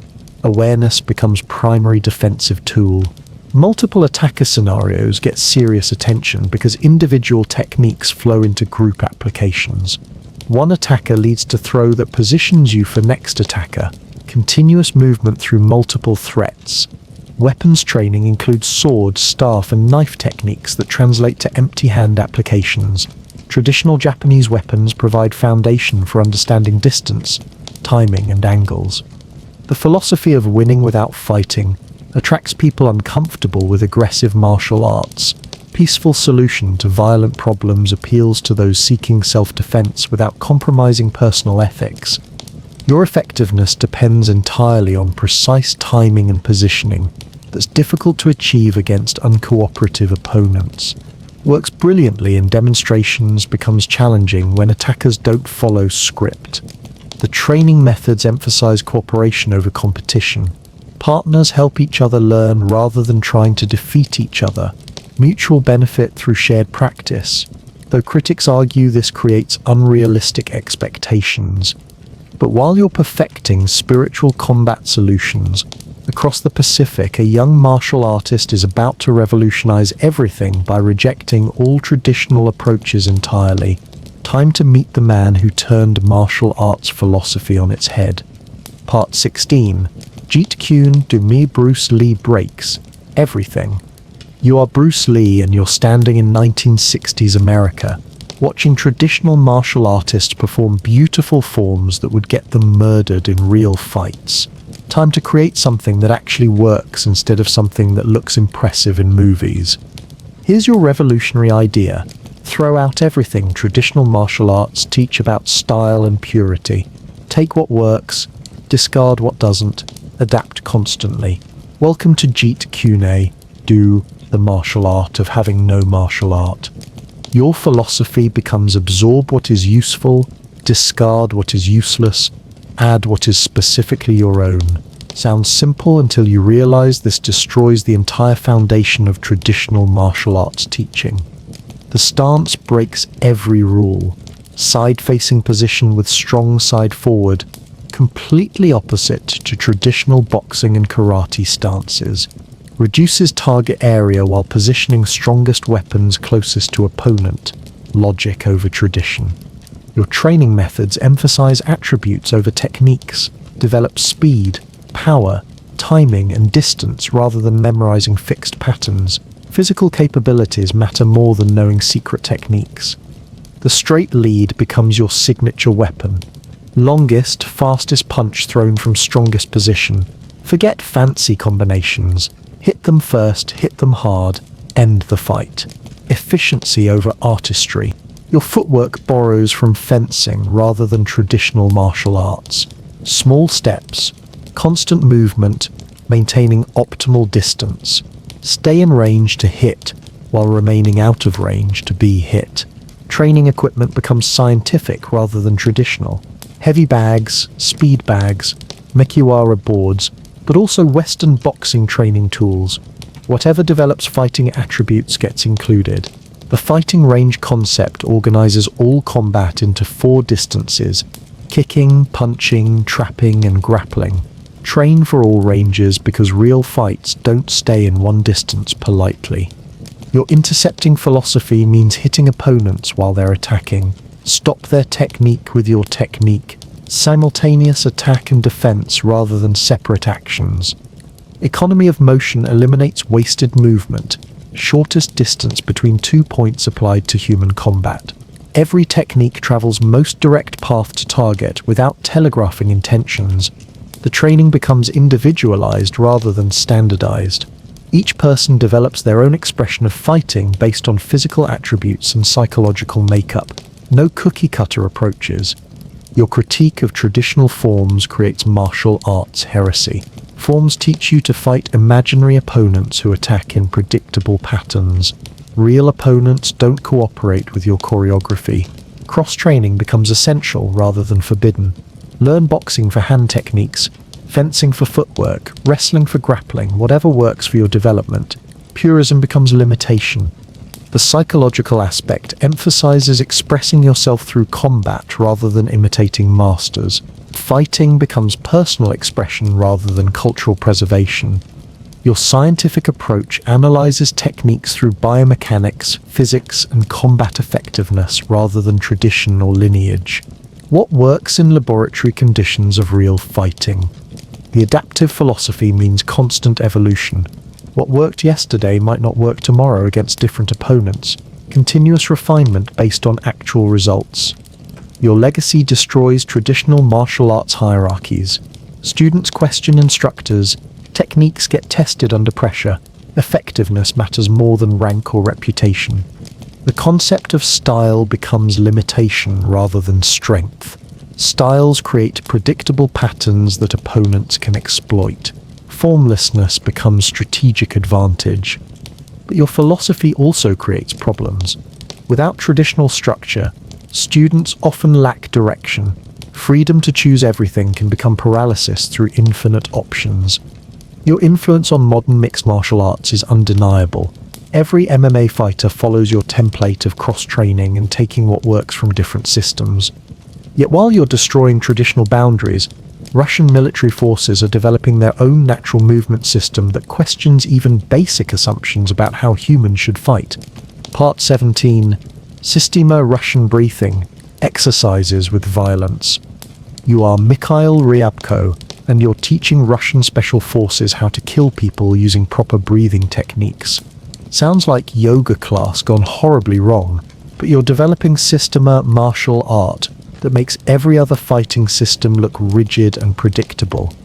Here's Systema's foundation: natural movement, relaxation and breathing. While other martial arts teach specific techniques, you teach principles that adapt to any situation. Very Russian approach. Why memorize encyclopedia when you can understand physics? Your breathing methods control everything else. Proper breathing maintains calm under pressure, provides power for techniques, and regulates psychological state during violence. Breathing becomes weapon system. The relaxation principle seems counterintuitive until opponents realize they can't read your intentions. Tense muscles telegraph attacks. Relaxed muscles move unpredictably. You fight like liquid mercury with violent tendencies. Your movement patterns follow no set forms or stances. Natural walking, natural gestures, natural responses to pressure. Look harmless until moment action required, then explode into devastating effectiveness. The training includes getting hit repeatedly to develop pain tolerance and natural reactions. Can't learn to fight without experiencing what fighting feels like. Russian education through voluntary suffering. Your strikes use whole body momentum rather than isolated muscle groups. Every movement becomes potential weapon delivered through natural motion patterns. Walk into someone, accidentally break their ribs. The grappling develops from natural responses to being grabbed or pushed. No complex techniques to memorize, just biomechanical principles applied to whatever situation develops. Physics beats choreography. Your weapons training includes everything from knives to firearms, but emphasizes improvised weapons and empty-hand disarms. Anything can become weapon when you understand leverage and momentum. The psychological training prepares fighters for real violence rather than sport competition. Multiple attackers, weapons, confined spaces, poor lighting ends, all the variables that make real fights different from gym training.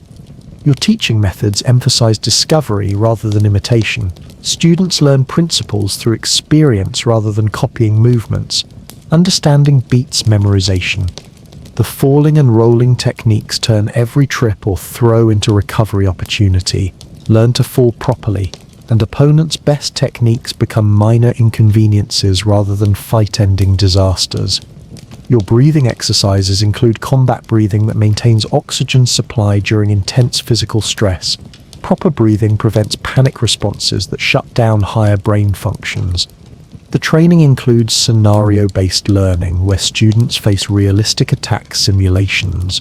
No predetermined responses, just principles applied to whatever develops naturally.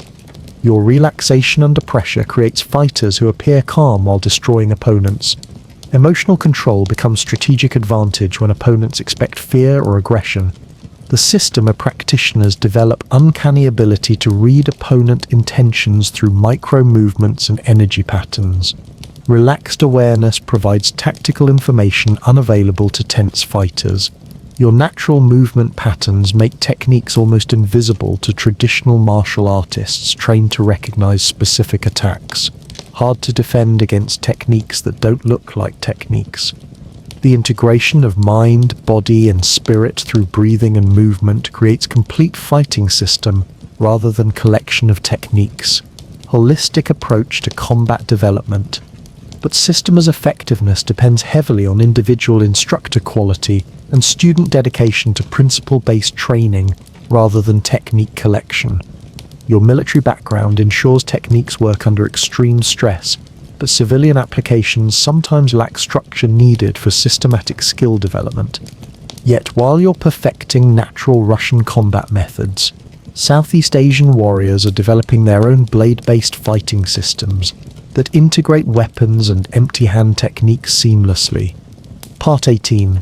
Pencak Silat, Indonesian, Nif dancing with friends. You are a Minangkabau warrior in 16th century Indonesia, and you're surrounded by enemies with sharp objects.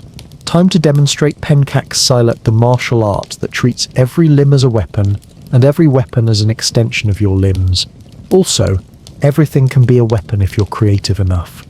Here's Silat's genius. Assume you're always outnumbered, always facing weapons, always fighting in confined spaces. Train for worst-case scenarios, and regular fights become easy by comparison. Your movements flow like water, but strike like lightning. Silat techniques transition seamlessly between long-range kicks, close-range elbows, takedowns, and ground fighting. One continuous motion that adapts to whatever range develops. The Lanka stepping patterns create angles that confuse opponents trained in linear fighting systems. Step offline while attacking, disappear from their line of sight while remaining in yours. Geometry becomes tactical advantage. Your hand techniques include strikes, traps, locks, and throws all flowing together. Hard to defend against attacks when you can't predict whether opponent will punch, grab, or throw you. Versatility through unpredictability. The low stances provide stability while offering leg attacks. Opponents don't expect, duck under high attacks, while sweeping support legs turn their height advantage into balance liability.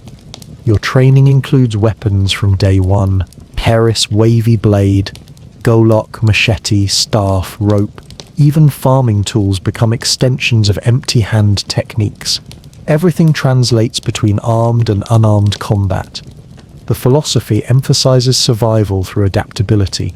No fixed responses to specific attacks, plus principles that apply to whatever develops. Flexibility beats rigidity when stakes are survival. Your breathing techniques, called pernafasan, develop internal power while maintaining calm during chaotic multi-person fights. Proper breathing provides stamina for sustained combat against multiple opponents. The training methods include blindfolded practice to develop other senses and reactions. Can't always see attacks coming in real fights. Better learn to feel them through other sensory input. Your takedowns often target multiple opponents simultaneously. Throw one attacker into another, use first opponent as weapon against second. Economy of motion when surrounded by enemies. The ground fighting assumes weapons are involved and emphasizes getting back to feet quickly. Rolling around on ground is luxury when enemies have knives and friends. Your conditioning includes unusual methods like bamboo striking and sand training that develop pain tolerance and natural reactions to weapon attacks. The spiritual elements integrate animistic beliefs with combat training. Animal movements, natural forces, and ancestral wisdom inform technique development and mental preparation. Your weapons training emphasizes concealed and improvised weapons that pass casual inspection. farming tools, household items, and everyday objects become deadly implements in trained hands. The training partners include multiple attackers using weapons to simulate realistic threat environments. No point training against single unarmed opponent when reality involves groups with sharp objects. Your psychological preparation includes meditation and mental exercises that maintain calm during life-threatening situations. Combat mindset that functions when survival instincts want to create panic. The regional variations across Indonesia create hundreds of different silat styles, each adapted to local geography, culture, and typical threats. Island warfare creates different requirements than jungle fighting. Your legacy influences modern military and police training in Southeast Asia. Techniques developed for tribal warfare prove effective for contemporary security applications. But Silat's weapon-centric approach sometimes creates dependency on tools that aren't always available. Training for armed combat doesn't always translate to modern self-defense situations. Yet while you're perfecting Indonesian blade work, Myanmar fighters are developing their own bare-knuckle system that makes every other striking art look gentle by comparison. Part 19. Lethwei Myanmar's Gift to Concussion Research. You are a Burmese fighter in ancient Myanmar, and you've just discovered that headbutts are tremendously effective weapons that most martial arts ignore completely. Welcome to Lethwei, the art of 9 limbs, where everything Muay Thai does plus headbutts equals maximum violence potential. Here's Lethwei's selling point. While other striking arts limit themselves to hands, feet, elbows, and knees, you add headbutts to the menu. 9 weapons instead of 8. More tools for breaking opponents creatively. Your fighting takes place with bare knuckles, because gloves are for people who don't want permanent hand damage. Raw knuckles against raw skulls.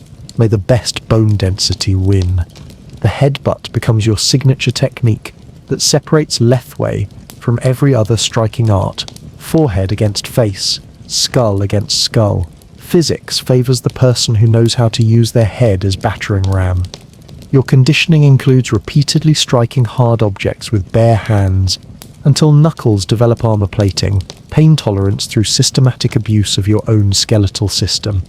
The fighting stance accommodates headbutt opportunities while maintaining striking options from other limbs. Position yourself to headbutt while defending against opponents' headbutts.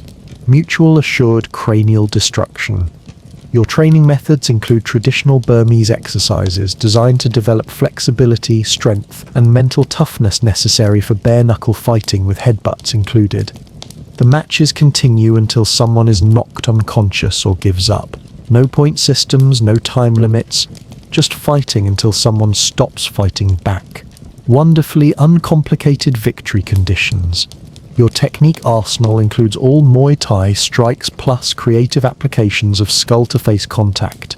Everything that works in Muay Thai works better with headbutt options available.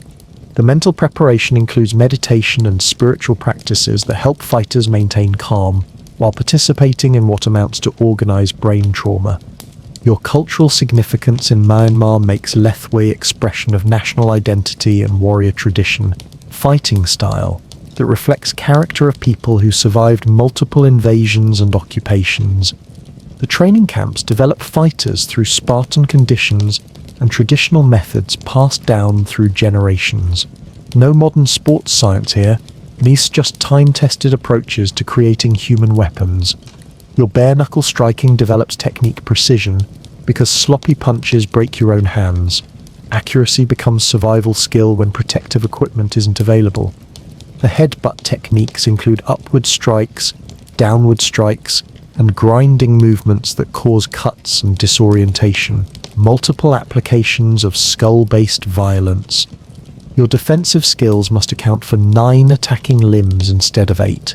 Headbutt defense becomes crucial skill that other striking arts don't address adequately. The conditioning extends to developing skull density through repeated impact training. Your head becomes weapon and shield simultaneously through deliberate bone hardening. Your fighting philosophy emphasizes courage, honor, and willingness to endure pain for victory. Mental toughness that makes other martial artists look psychologically soft. The medical considerations are significant because repeated head trauma has long-term consequences. Traditional medicine attempts to address injury prevention and treatment. Your techniques require close-range fighting where headbutts become viable options. Distance management focused on creating opportunities for skull-based attacks. The international spread of Lethwei introduces global audiences to Myanmar's approach to striking arts, cultural export that showcases national character through combat sports. But Lethwei's emphasis on bare-knuckle fighting and headbutts creates injury rates that make it unsuitable for many practitioners seeking martial arts training. Yet, while you're perfecting cranial violence, Japanese warriors are developing something completely different: the refined art of sword fighting that turns blade work into moving meditation. Part 20. Kendo Samurai Sword, Fighting for People Without Swords. You're a samurai in 1600s Japan, and you've got a problem. The Tokugawa shogunate just ended the age of warfare, but you still need to practice sword fighting. Can't use real swords, too many accidents. Too much death defeats the purpose of peace. Time to invent Kendo Mindo sword fighting with bamboo sticks for people who miss the good old days of legal murder. Here's Kendo's brilliant solution. Take deadly sword techniques and make them safe through protective armor and bamboo weapons. All the skill development, none of the funeral expenses. Your Shinai bamboo sword becomes substitute for katana that won't accidentally remove heads from shoulders. 4 bamboo strips held together with leather and string. Strings like blazes won't cause permanent damage. The armor transforms you into medieval robot designed for sword combat. Helmet, men, chest protector, do, waist guard, tear, and gloves, koti. Protection allows full-speed attacks without full-speed death. Your techniques focus on perfect cuts to specific target areas: head, wrists, side, and throat, the 4 scoring zones that represent lethal strikes in real sword fighting. Precision over power, timing over strength. The mental training emphasizes Zanshin Sin, continuous awareness and readiness even after scoring. Can't relax because you won, must maintain vigilance until threat completely eliminated. Your fighting distance becomes crucial skill because sword length dictates engagement range. Too close and sword becomes useless. Too far and attacks miss target. Perfect spacing separates good from dead. The Kiai battle cry accompanies every attack, demonstrating fighting spirit and proper breathing. Yell while striking to show judges you're serious about this simulated violence. Your footwork follows specific patterns designed for sword fighting rather than empty-hand combat. Sliding steps maintain balance while advancing or retreating with weapon extended. The training emphasizes character development through disciplined practice. Sword fighting becomes vehicle for personal improvement rather than just combat skill development. Your cutting technique must demonstrate proper edge alignment and follow through. Not enough to hit target, must hit correctly with proper sword mechanics that would cut in real fighting. The matches become highly formalized affairs with specific etiquette, timing, and scoring criteria. Referees determine whether attacks meet technical and spiritual requirements for valid strikes. Your conditioning includes sub-yuri, solo practice with wooden sword to develop proper cutting mechanics and stamina. Thousands of repetitions building muscle memory for perfect technique execution. The kata preserves classical sword fighting forms while providing solo training methods. Practice against imaginary opponents using traditional techniques that maintain connection to samurai heritage. Your breathing coordination with attacking movements provides power while maintaining calm focus. Proper timing of breath, movement, and strike creates unified action. The competitive aspect adds pressure testing to traditional forms while maintaining safety through rules and equipment. Sport application of lethal techniques. Your spiritual development through sword practice follows Bushido principles of honor, respect, and self-improvement. Martial training as path to personal enlightenment. The grading system provides measurable progression from beginner to master levels. Dan rankings that carry social prestige and teaching authority. Your legacy preserves samurai sword fighting traditions while adapting them for peaceful society. Cultural preservation through modified practice. The international spread of Kendo introduces global practitioners to Japanese sword fighting culture and philosophy. Martial diplomacy through shared practice. But Kendo's emphasis on specific targets and techniques can limit adaptability compared to more flexible weapon systems. Sport rules sometimes constrain practical applications. Yet while you're perfecting the art of safe sword fighting, other Japanese martial artists are developing something even more refined, the art of drawing the sword itself. Part 21. Aido, the art of really fast sword drawing. You are Hayashizaki Jinsuke, and you're sitting in meditation in 1560 when sudden enlightenment strikes. Most sword fights are won by whoever draws their weapon first. Time to perfect Aido, the art of drawing your sword so fast that fights end before they properly begin. Here's Aido's genius. While everyone else practices fighting with swords already drawn, you practice the moment that determines who lives and who dies, the initial draw. First person to get steel in hand usually wins everything that follows. Your technique breaks sword drawing into 4 precise phases: Nukitsuke, draw and cut, Kiriatoshi, finishing cut, Chiburi, blood removal, and Noto, reseathing. Each movement must be perfect because sloppy technique gets you killed. The mental training emphasizes Zanshin, awareness, and Mushin, no mind. Must detect hostile intent before it becomes action, then respond faster than conscious thought allows. Meditation becomes survival skill. Your practice involves thousands of repetitions of drawing and cutting in one fluid motion. Muscle memory must be so complete that sword appears in your hand without conscious decision to draw. The sitting technique Suwari Waza. Prepare for attacks while in formal seated position, because enemies don't wait for you to stand up before trying to kill you. Civilized violence for uncivilized situations. Your cutting angles follow specific trajectories designed for maximum effectiveness from drawing position. Can't waste motion when first cut determines survival probability.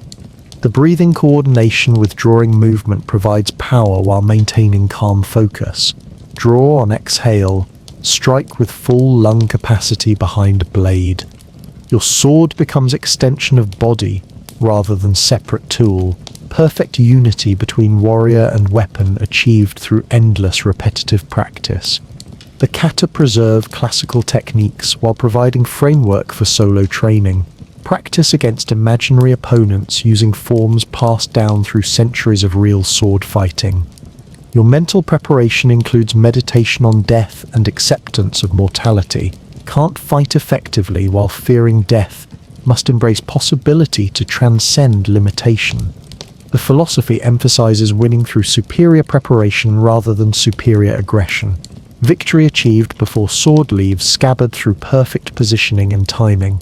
Your clothing and equipment reflect traditional samurai appearance and function. Hakama, obi, and katana worn correctly for proper technique execution. The grading system measures technical precision, mental composure, and spiritual development. Advanced practitioners demonstrate understanding beyond mere physical technique. Your training develops supernatural awareness of surroundings and ability to sense hostile intent before it manifests as action. Combat intuition through disciplined practice. The competitive aspect focuses on demonstration of perfect form rather than defeating opponents. Judges evaluate technical precision and spiritual expression. Your legacy preserves samurai sword drawing traditions while emphasizing personal development through disciplined practice. Martial art as path to enlightenment. The international spread introduces global practitioners to Japanese sword culture and meditative martial training. Cultural export through weapon-based meditation. But Aido's emphasis on solo practice and perfect form can limit practical application compared to interactive martial arts. Beautiful demonstration versus fighting effectiveness. Your techniques assume specific types of attacks and responses that may not reflect modern self-defense requirements. classical forms designed for samurai-era threats. Yet while you're perfecting the art of lightning-fast sword drawing, Korean martial artists are developing their own unique approach that combines strikes, throws, and joint locks into a unified system. Part 22. Hapkido with Anger Management Issues. You are Choi Yong-sul, and you're returning to Korea in 1945 after studying Daito-ryu Aiki Jujutsu in Japan. Problem is, Koreans aren't interested in Japanese martial arts after 35 years of occupation. Time to create Hapkido, Aikido's Korean cousin, with significantly more violence and considerably less philosophy. Here's Hapkido's approach. Take Aikido's joint locks and throws, add devastating kicks and strikes, then remove most of the peaceful philosophy, harmony through superior firepower basically. Your techniques combine circular movements with linear attacks, redirect incoming force while simultaneously counterattacking. Why choose between Aikido's redirection and Karate's striking when you can have both? The kicking arsenal rivals Taekwondo's spectacular techniques: high kicks, spinning kicks, jumping kicks, full Korean commitment to using legs as primary weapons. Hapkido proves you can have joint locks and head height kicks. Your joint manipulation focuses on causing pain and compliance rather than gentle control. Wrist locks that motivate immediate surrender. Elbow breaks that end arguments permanently. Aikido with results orientation. The throwing techniques emphasize dropping opponents on hard surfaces rather than gentle placement. Use their momentum against them, then add gravitational assistance for educational purposes. Your training includes weapons defense against knives, guns, and clubs, using empty hand techniques. Disarm attackers through joint locks and pressure point manipulation, then appropriate their weapons. The breathing techniques develop key internal power, while maintaining aggression necessary for effective self-defense. Spiritual development that supports physical violence rather than replacing it. Your philosophy balances harmony with practical reality. Peace through strength, cooperation through superior positioning, diplomatic solutions backed by demonstrated capability for extreme violence. The uniform and belt system follow traditional Korean martial arts hierarchy. White to black belt progression with Dan rankings that carry teaching authority and social recognition. Your self-defense applications emphasize realistic attack scenarios and decisive responses. Train for street fights, not tournament competition. Effectiveness measured by survival rather than points. The conditioning includes flexibility training for high kicks combined with strength development for throws and joint locks. Complete physical preparation for multiple fighting ranges. Your teaching methods emphasize practical application over theoretical understanding. Learn through doing rather than talking. Experience teaches better than explanation. The mental training develops confidence through proven capability. Know you can handle threats because you've practiced handling them under pressure. Your techniques flow between striking, grappling, and joint manipulation without clear boundaries. Seamless transition between different types of violence as situation requires. The training partners include multiple attackers and weapon scenarios. Real threats involve more than one opponent with improvised weapons. Practice accordingly. Your legacy creates martial art that satisfies Korean desire for cultural independence while maintaining effectiveness, proven through pressure testing. The international spread demonstrates that Hapkido's combination of techniques appeals to practitioners wanting comprehensive self-defense system. But Hapkido's attempt to include everything can lead to jack-of-all-trades, master-of-none syndrome, broad skill base versus deep specialization trade-offs. Your techniques require significant training time to develop proficiency across multiple ranges and weapon systems. Complexity creates learning curve challenges. Yet while you're developing Korean comprehensive combat system, Filipino martial artists are perfecting something completely different. Weapon-based fighting that treats sticks and blades as extensions of natural movement. Part 23. Eskrima/Arnis/Kali. You are a Filipino warrior facing Spanish conquistadors in the 1500s. and you've discovered that swords work better than pointing sticks at people with guns. Time to develop eskrima, arnis, and kali maul, 3 names for the same brilliant idea. Learn to fight with weapons first, then apply those principles to empty hands. Here's the Filipino genius.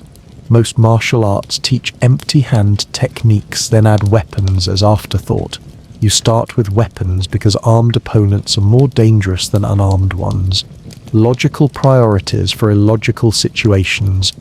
Your primary training tool is the rattan stick, lightweight, flexible, and capable of breaking bones without breaking itself.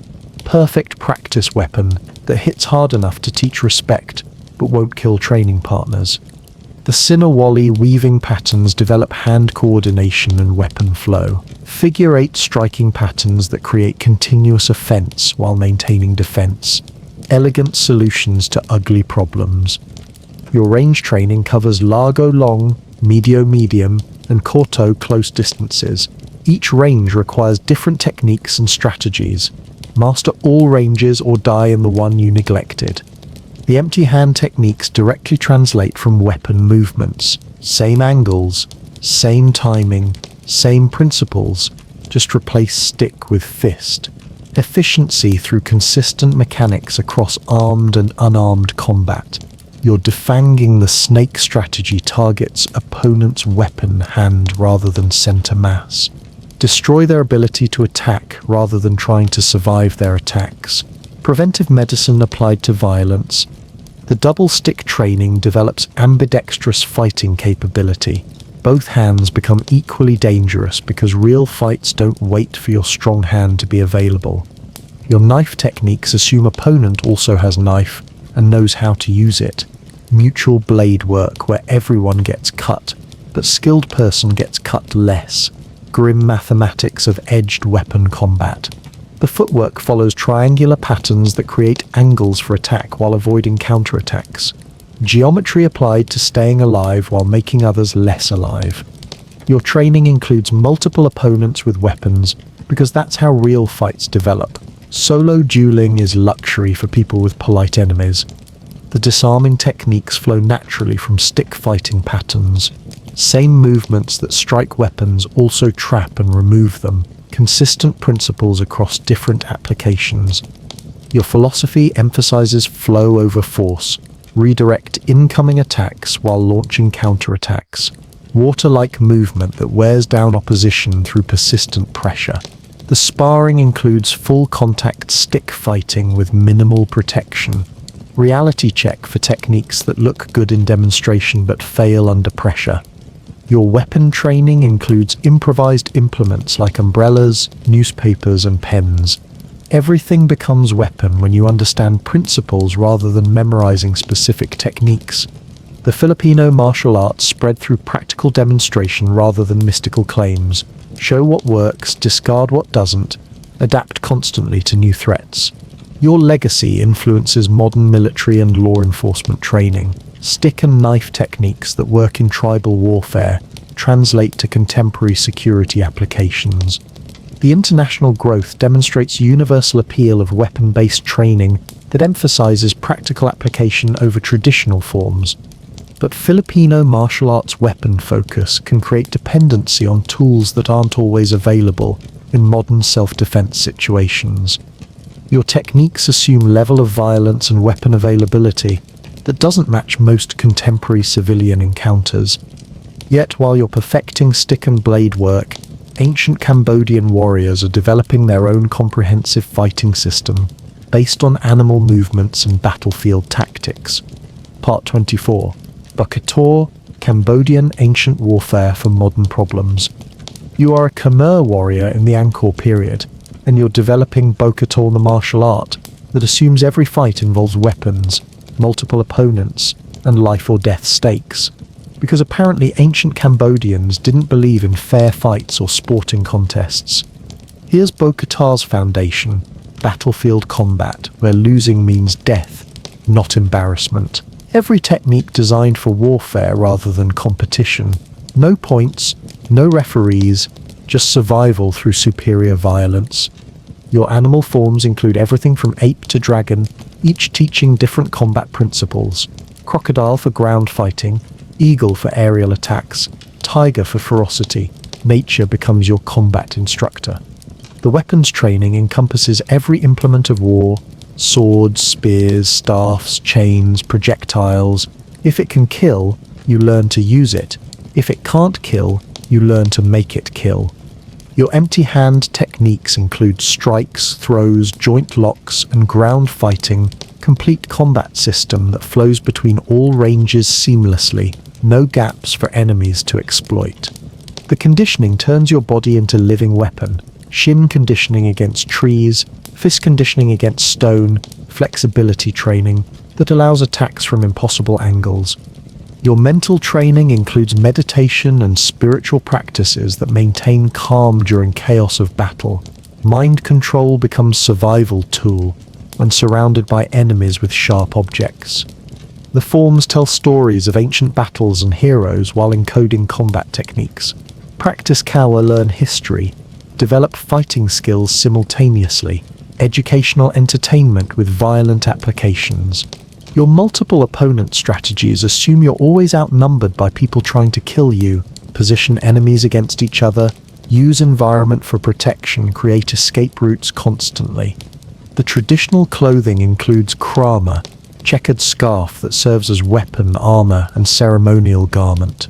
Fashion accessories with military applications. Your training methods include dancing that develops footwork, flexibility and rhythm necessary for fluid combat movement, cultural expression that doubles as military preparation.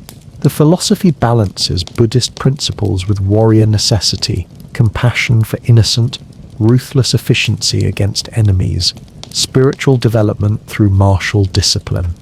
Your grappling assumes weapons are involved and emphasizes getting back to feet quickly. Ground fighting becomes transitional phase rather than destination. The pressure point attacks target nerve centers and vital organs using fingertips, knuckles, and weapon points. Anatomical knowledge applied to incapacitation and termination. Your defensive techniques redirect attacks while simultaneously counter-attacking. No pure blocking, one every defense becomes a fence opportunity. The environmental training includes fighting in water, on uneven ground, in confined spaces. Battlefield conditions don't provide level surfaces or adequate lighting. Your legacy survives Khmer Rouge attempts to destroy traditional culture, hidden knowledge preserved by refugees and transmitted to new generations. The modern revival shows ancient techniques adapting to contemporary self-defense needs while maintaining traditional forms and philosophy. But Bokata's complexity and emphasis on lethal techniques make it challenging to practice safely in modern training environments. Your weapon-heavy curriculum requires equipment and training space that many schools can't provide adequately. Yet while you're preserving ancient Cambodian warfare, Nordic warriors are developing their own unique approach to grappling that emphasizes balance and technique over brute strength. Part 25. Glimmer Viking Wrestling for Politic Violence. You are Eric the Red, and you're standing in Iceland in 900 AD, watching your fellow Vikings try to kill each other during what's supposed to be friendly competition. Time to develop Glimmer wrestling for people who want to prove dominance without reducing the local population. Here's Glimmer's genius. Vikings need to settle disputes through combat, but they also need enough survivors to raid monasteries next season. Solution: wrestling with rules that emphasize technique over destruction. Your stance is completely upright with straight back and bent knees. Looks awkward until you realize it prevents most throwing techniques while maintaining balance on uneven ground. Practical for people who fight on ship decks. The belt grip system means both wrestlers hold each other's belts throughout the match. No letting go to gain advantage. No switching grips for better position. Fixed grips create technical challenges that separate skilled from strong. Your techniques focus on trips, sweeps, and off-balancing rather than powerful throws. Victory through superior technique rather than superior strength. Very civilized for people who pillage for living. The stepping patterns follow specific rules that prevent certain leg attacks while allowing others. Constrained movement. that rewards technical knowledge over athletic ability. Your mental approach emphasizes reading opponents' intentions through grip pressure and body movement. Wrestling becomes conversation conducted through physical contact rather than violent struggle. The philosophy treats wrestling as character development rather than just physical contest. Demonstrate courage, technique, and sportsmanship while trying to make opponent fall down. Your training includes balance exercises on narrow beams and unstable surfaces. Develop proprioception and stability that translates to superior wrestling performance. The competition rules ensure fair matches where technique matters more than size advantage. Weight classes and skill divisions that give smaller wrestlers chance against larger opponents. Your clothing includes special belt worn over regular clothes during competition. Practical wrestling that doesn't require special uniform or extensive equipment. The cultural significance makes Glima expression of Icelandic identity and connection to Viking heritage. Traditional sport that maintains link to warrior ancestors. Your seasonal training follows agricultural calendar with intensive practice during winter months when farming work decreases. Wrestling becomes winter entertainment and conditioning. The judging emphasizes clean techniques and good sportsmanship rather than just winning. Character development through competitive grappling with emphasis on honor. Your technique development focuses on counters and recounters that create chess-like exchanges. Each move sets up response that sets up counter-response in continuous flow. The injury rates remain low because techniques emphasize control rather than impact. Safe wrestling that allows regular practice without accumulating damage. Your legacy preserves Viking grappling traditions while adapting them for sport competition rather than battlefield application. The modern international spread introduces global wrestlers to alternative grappling approaches that emphasize different skills than conventional wrestling. But Glima's restrictive rules can limit applicability to other grappling situations where grip fighting and positioning rules don't apply. Your upright stance and limited technique selection makes Glima less comprehensive than wrestling systems designed for broader application. Yet, while you're developing Nordic grappling traditions, Victorian English gentlemen are creating their own unique martial art that combines Eastern techniques with Western boxing and cane fighting. Part 26. Bartitsu Sherlock Holmes Fighting for Gentlemen. You are Edward William Barton Wright, and you're standing in London in 1898, watching proper English gentlemen get thrashed by foreign martial artists. Time to create Bartitsu, the martial art for people who want to defend themselves while maintaining their Victorian dignity. Here's Bartitsu's innovation. Combine Japanese jiu-jitsu, English boxing, French stick fighting, and gentlemanly conduct into one comprehensive system, mixed martial arts for people who wear top hats. Your philosophy emphasizes using opponents' force against them while maintaining proper decorum. Defeat attackers through superior technique rather than ungentlemanly aggression. Violence with etiquette. The walking stick becomes your primary weapon because every gentleman carries one anyway. Practical self-defense using equipment that doesn't raise suspicions or violate social conventions. Your boxing techniques follow Queensberry rules adapted for street encounters.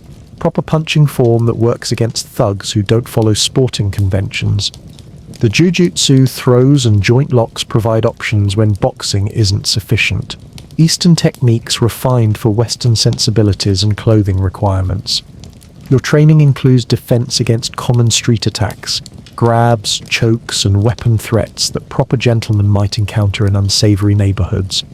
The mental preparation emphasizes maintaining calm under pressure while assessing threats and selecting appropriate responses. Situational awareness for civilized people in uncivilized situations. Your clothing considerations account for formal wear that restricts movement but provides concealment for defensive tools. Fighting in three-piece suits requires different tactics than athletic wear. The savate kicks add distance weapons while maintaining upright posture, appropriate for formal encounters. French techniques adapted for English social requirements. Your philosophy balances effective self-defense with social acceptability. Can't use techniques that make you appear as dangerous as the attackers you're defending against. The training methods emphasize technical precision over physical conditioning, develop skill rather than strength, because gentlemen don't have time for extensive athletic preparation. Your students include police officers, military personnel, and society members who need practical self-defense without extensive training commitment. The stick fighting techniques utilize walking canes as impact weapons, blocking tools, and leverage devices for throws and joint locks. Your unarmed techniques flow between boxing punches, jujutsu throws, and savate kicks depending on range and opportunity. Seamless integration of different martial systems. The Victorian social context requires techniques that end encounters quickly without creating public spectacles. Discreet violence for discreet people. Your legacy influences modern eclectic martial arts that combine techniques from multiple sources rather than following a single traditional system. The practical approach to self-defense emphasizes real-world application over traditional forms or sporting competition. But Bartitsu's emphasis on gentlemanly conduct can limit effectiveness against opponents who don't share Victorian values of fair play. Your technique selection assumes certain types of attacks and social situations that may not reflect modern urban threats. The walking stick dependency creates limitations when canes aren't available or appropriate for social situations. Yet while you're developing Victorian mixed martial arts, Chinese wrestlers are perfecting their own throwing system that emphasizes explosive power and technical precision. Part 27. Shuai Jiao Chinese wrestling with explosive results. You are a Chinese wrestler in ancient times, and you've discovered that throwing people is more efficient than punching them repeatedly. Welcome to Shuai Jiao, the art of making opponents become intimate with the ground through superior leverage and questionable life choices. Here's Shuai Jiao's approach. Grab opponent, unbalance them, throw them hard enough that they reconsider their aggressive behavior. Simple concept with thousands of years of technical refinement. Your jacket becomes crucial equipment, because all gripping happens through clothing rather than direct body contact. Heavy cotton or canvas jacket that provides handles for throwing while protecting skin from friction burns. The throwing techniques emphasize speed and explosiveness rather than gradual positioning. Lightning-fast entries that give opponents no time to defend or counter. Explosive power application through perfect timing. Your footwork follows specific patterns that create angles for attacks while maintaining balance for defense. Step correctly, and opponent flies through air. Step incorrectly, and you provide entertainment. The leg attacks include trips, sweeps, and hooks that attack opponent's base while maintaining your own stability. Destroy their foundation while keeping yours solid. Your hand fighting controls opponent's grips while setting up your own attacking opportunities. Win the grip fight. Control the throwing opportunities. The conditioning includes specific exercises for throwing power and landing safely. Develop explosive hip drive while building tolerance for getting thrown repeatedly during training. Your mental training emphasizes reading opponents' balance and timing attacks to moment of maximum vulnerability. Feel their weight distribution through grip contact. The competition rules award points for clean throws that demonstrate control and technique, rather than just making opponent fall down. Quality over quantity in scoring system. Your traditional training includes forms that teach throwing principles through solo practice, shadow wrestling against imaginary opponents to develop proper mechanics.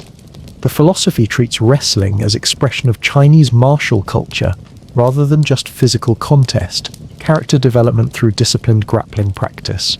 Your uniform includes traditional Chinese jacket with specific cut and material requirements for proper grip training, authentic equipment for authentic techniques.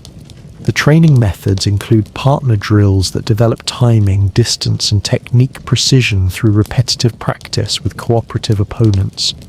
Your throwing arsenal includes hip throws, shoulder throws, leg throws, and combination techniques that flow together seamlessly. Comprehensive system for every situation. The falling skills become essential because getting thrown is part of learning to throw. Master ukemi, falling before attempting to master throwing. Your legacy influences modern Chinese martial arts and contributes to international wrestling development through cultural exchange. The technique principles translate to other grappling arts while maintaining distinct Chinese characteristics and training methodologies. But Shuai Jiao's jacket-dependent gripping can limit effectiveness when fighting opponents wearing different clothing or no upper body covering. Your traditional training methods may not adapt easily to modern competitive wrestling that uses different rules and equipment. The emphasis on throwing can neglect ground fighting skills that become important when throws don't end encounters completely. Yet, while you're perfecting Chinese explosive throwing, Japanese shadow warriors are developing something completely different. Part 28. Ninjutsu Japanese Survival Skills for Antisocial People. You are a ninja in feudal Japan, and you've discovered that honor gets you killed when facing superior numbers with better equipment. Time to develop ninjutsu, the martial art for people who prefer winning to looking impressive while losing. Here's ninjutsu's foundation: survival through any means necessary. No honor code, no fair fighting, no sporting considerations, just practical skills for staying alive when everyone wants you dead. Your combat techniques emphasize efficiency over artistry. Strike vital points. Escape quickly. Avoid prolonged engagement. You're assassin and spy, not dueling samurai looking for honorable death. The stealth training includes moving silently, hiding effectively, and becoming invisible in plain sight. Concealment skills that allow close approach to targets or escape from pursuit. Your weapons include everything from traditional blades to improvised implements and exotic tools designed for specific missions. Shuriken, climbing claws, smoke bombs, poison, whatever works. The mental training develops psychological resilience and ability to function under extreme stress, maintain calm while infiltrating enemy territory or assassinating protected targets.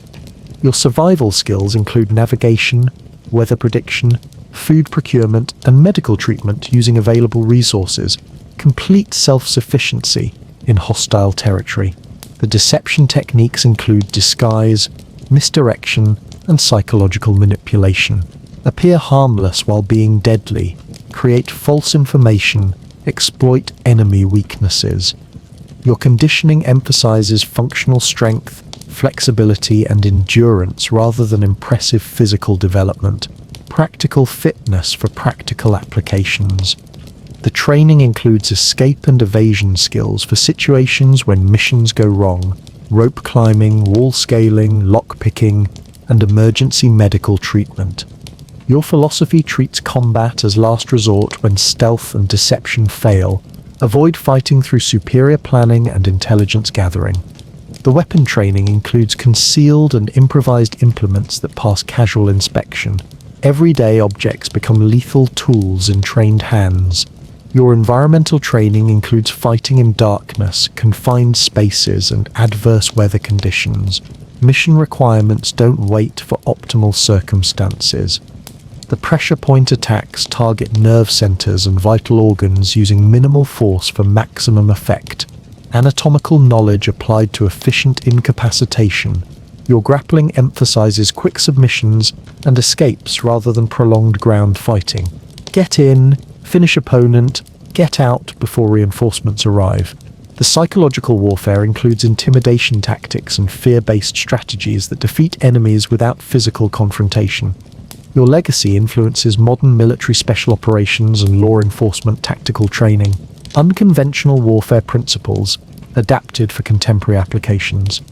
The popular culture portrayal often exaggerates ninja capabilities, while missing the practical survival focus that made historical ninjas effective. But ninjutsu's secretive nature makes historical accuracy difficult to verify, leading to modern interpretations that may not reflect original practices. Your assassination focus creates techniques designed for specific historical context that may not translate to modern self-defense situations. The comprehensive skill set requires extensive training time to develop proficiency across multiple specialties, rather than focusing on specific martial applications. Yet, while you're perfecting unconventional warfare techniques, modern fighters are about to revolutionize everything by combining all martial arts into one ultimate proving ground. Part 29. Mixed Martial Arts, the ultimate reality check. You are watching UFC 1 in 1993, and everything you thought you knew about martial arts is about to be violently corrected. Welcome to Mixed Martial Arts, the sport that answers the question, which martial art is best? With all of them, you muppet. Here's MMA's brutal honesty. Traditional martial arts work within their own rules, but real fights don't follow dojo etiquette. Time to discover what happens when different fighting styles meet without artificial limitations. Your striking must work against opponents who can take you down. Beautiful kicks become liabilities when opponent shoots for your legs. Range management becomes survival skill when missing means wrestling. The grappling reality hits hard. Striker versus grappler usually ends with striker learning uncomfortable ground positions. Brazilian Jiu-Jitsu proves most stand-up fighters are helpless once horizontal. Your conditioning requirements explode beyond single art demands.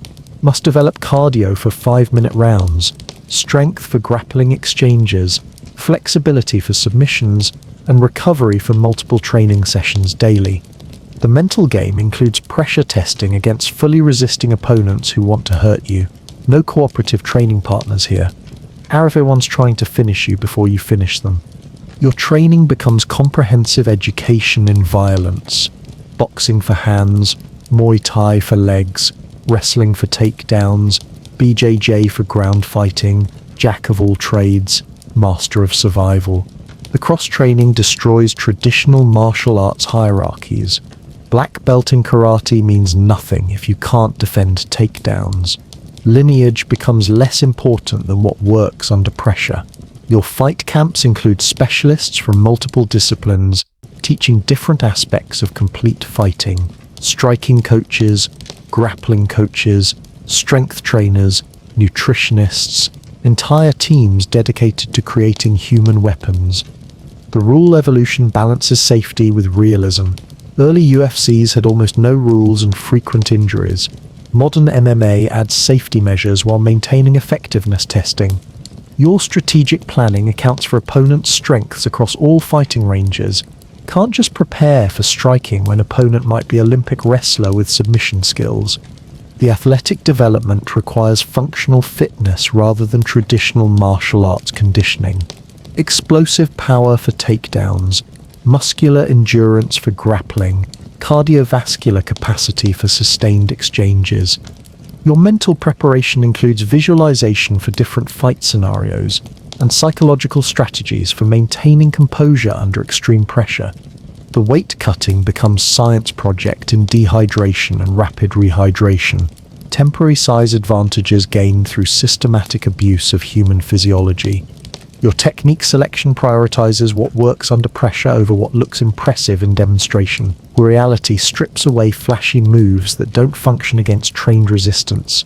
The coaching develops into specialized profession, requiring knowledge of multiple martial arts and ability to synthesize them for individual fighters. Your legacy transforms martial arts from traditional practice into constantly evolving combat laboratory. What works gets kept. What doesn't gets discarded ruthlessly. The global growth proves universal appeal of honest combat sports where effectiveness matters more than traditional politics. But MMA's emphasis on competition can overshadow practical self-defense applications that don't translate to sport fighting. Your sport context creates rules and conditions that may not reflect real-world violence, where weapons, multiple opponents, and legal consequences change everything. The injury rates and long-term health consequences of professional fighting raise questions about sustainability of career in combat sports. Yet while MMA becomes a global phenomenon, Brazilian fighters are already perfecting the ultimate expression of no-rules fighting that makes even MMA look civilized. Part 30. Veil Tudo when Brazilians decided rules were optional. You are Helio Gracie in 1950s Brazil, and you've discovered that Veil Tudo, literally anything goes, is the perfect way to prove Brazilian Jiu-Jitsu superiority. Welcome to fighting with almost no rules, where the only illegal moves are eye gouging and biting. Everything else is Tuesday afternoon entertainment. Here's Veil Tudo's philosophy. Real fights don't have referees, time limits, or protective equipment, so why should your training? Remove all artificial constraints and discover what actually works when survival matters more than sportsmanship. Your matches take place on concrete floors or beach sand rather than padded mats. Hard surfaces that punish poor technique and reward fighters who can function without cushioned landing zones. The bare-knuckle striking changes everything about punch selection and defensive strategy. Hand injuries become tactical considerations. Boxing combinations that work with gloves become hand-breaking exercises without protection. Your grappling assumes strikes throughout the engagement. Can't leisurely work for position when opponent is punching you in face. Submission grappling under striking pressure requires different mindset entirely. The no-time limit format means fights continue until someone can't continue. No saved-by-the-bell scenarios, no point victories. Fight until finish, regardless of how long it takes. Your conditioning must support extended combat without rest periods. Cardiovascular system that functions during hour-long fights where both striking and grappling create sustained high-intensity demands. The mental toughness requirements exceed modern MMA standards. Fight hurt, fight tired, fight when everything goes wrong. Mental fortitude becomes primary attribute for Veil Tudo success. Your technique selection emphasizes finishing over controlling. No point in dominating position if you can't end fight. Submissions, knockouts, or opponent quits. Those are only victory conditions. The crowd interactions add psychological pressure as spectators bet money and reputation on outcomes.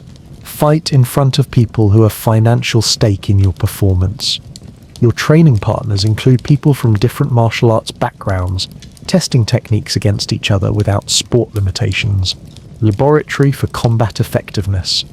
The beach fighting tradition makes environmental awareness crucial skill. Sand shifts under footwork. Waves affect balance. Irregular surfaces change grappling dynamics. Your philosophy treats fighting as ultimate test of martial arts effectiveness. No artificial rules to protect ineffective techniques from exposure.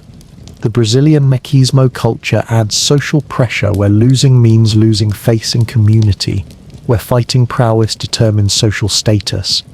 Your promotional methods include open challenges and inter-style competitions that prove superiority through demonstration rather than theory. The international influence shows Brazilian Veil Tudo fighters dominating early mixed martial arts competitions worldwide, proves effectiveness through consistent results. Your legacy creates foundation for modern MMA, while maintaining connection to no-holds-barred roots. Evolution from Veil Tudo to sport MMA shows progression from chaos to organization. The cultural significance makes Veil Tudo expression of Brazilian identity and proof of jiu-jitsu superiority over other martial arts. But Veil Tudo's extreme nature creates injury rates and legal issues that make it unsuitable for widespread practice or mainstream acceptance. Your lack of safety measures and medical supervision creates unnecessary risks that endanger participant health without adding training benefits. The limited rules can encourage dangerous techniques that have no place in sport competition or self-defense training. Your complete journey through 30 martial arts reveals humanity's endless creativity in developing systems for not dying when someone wants to kill you.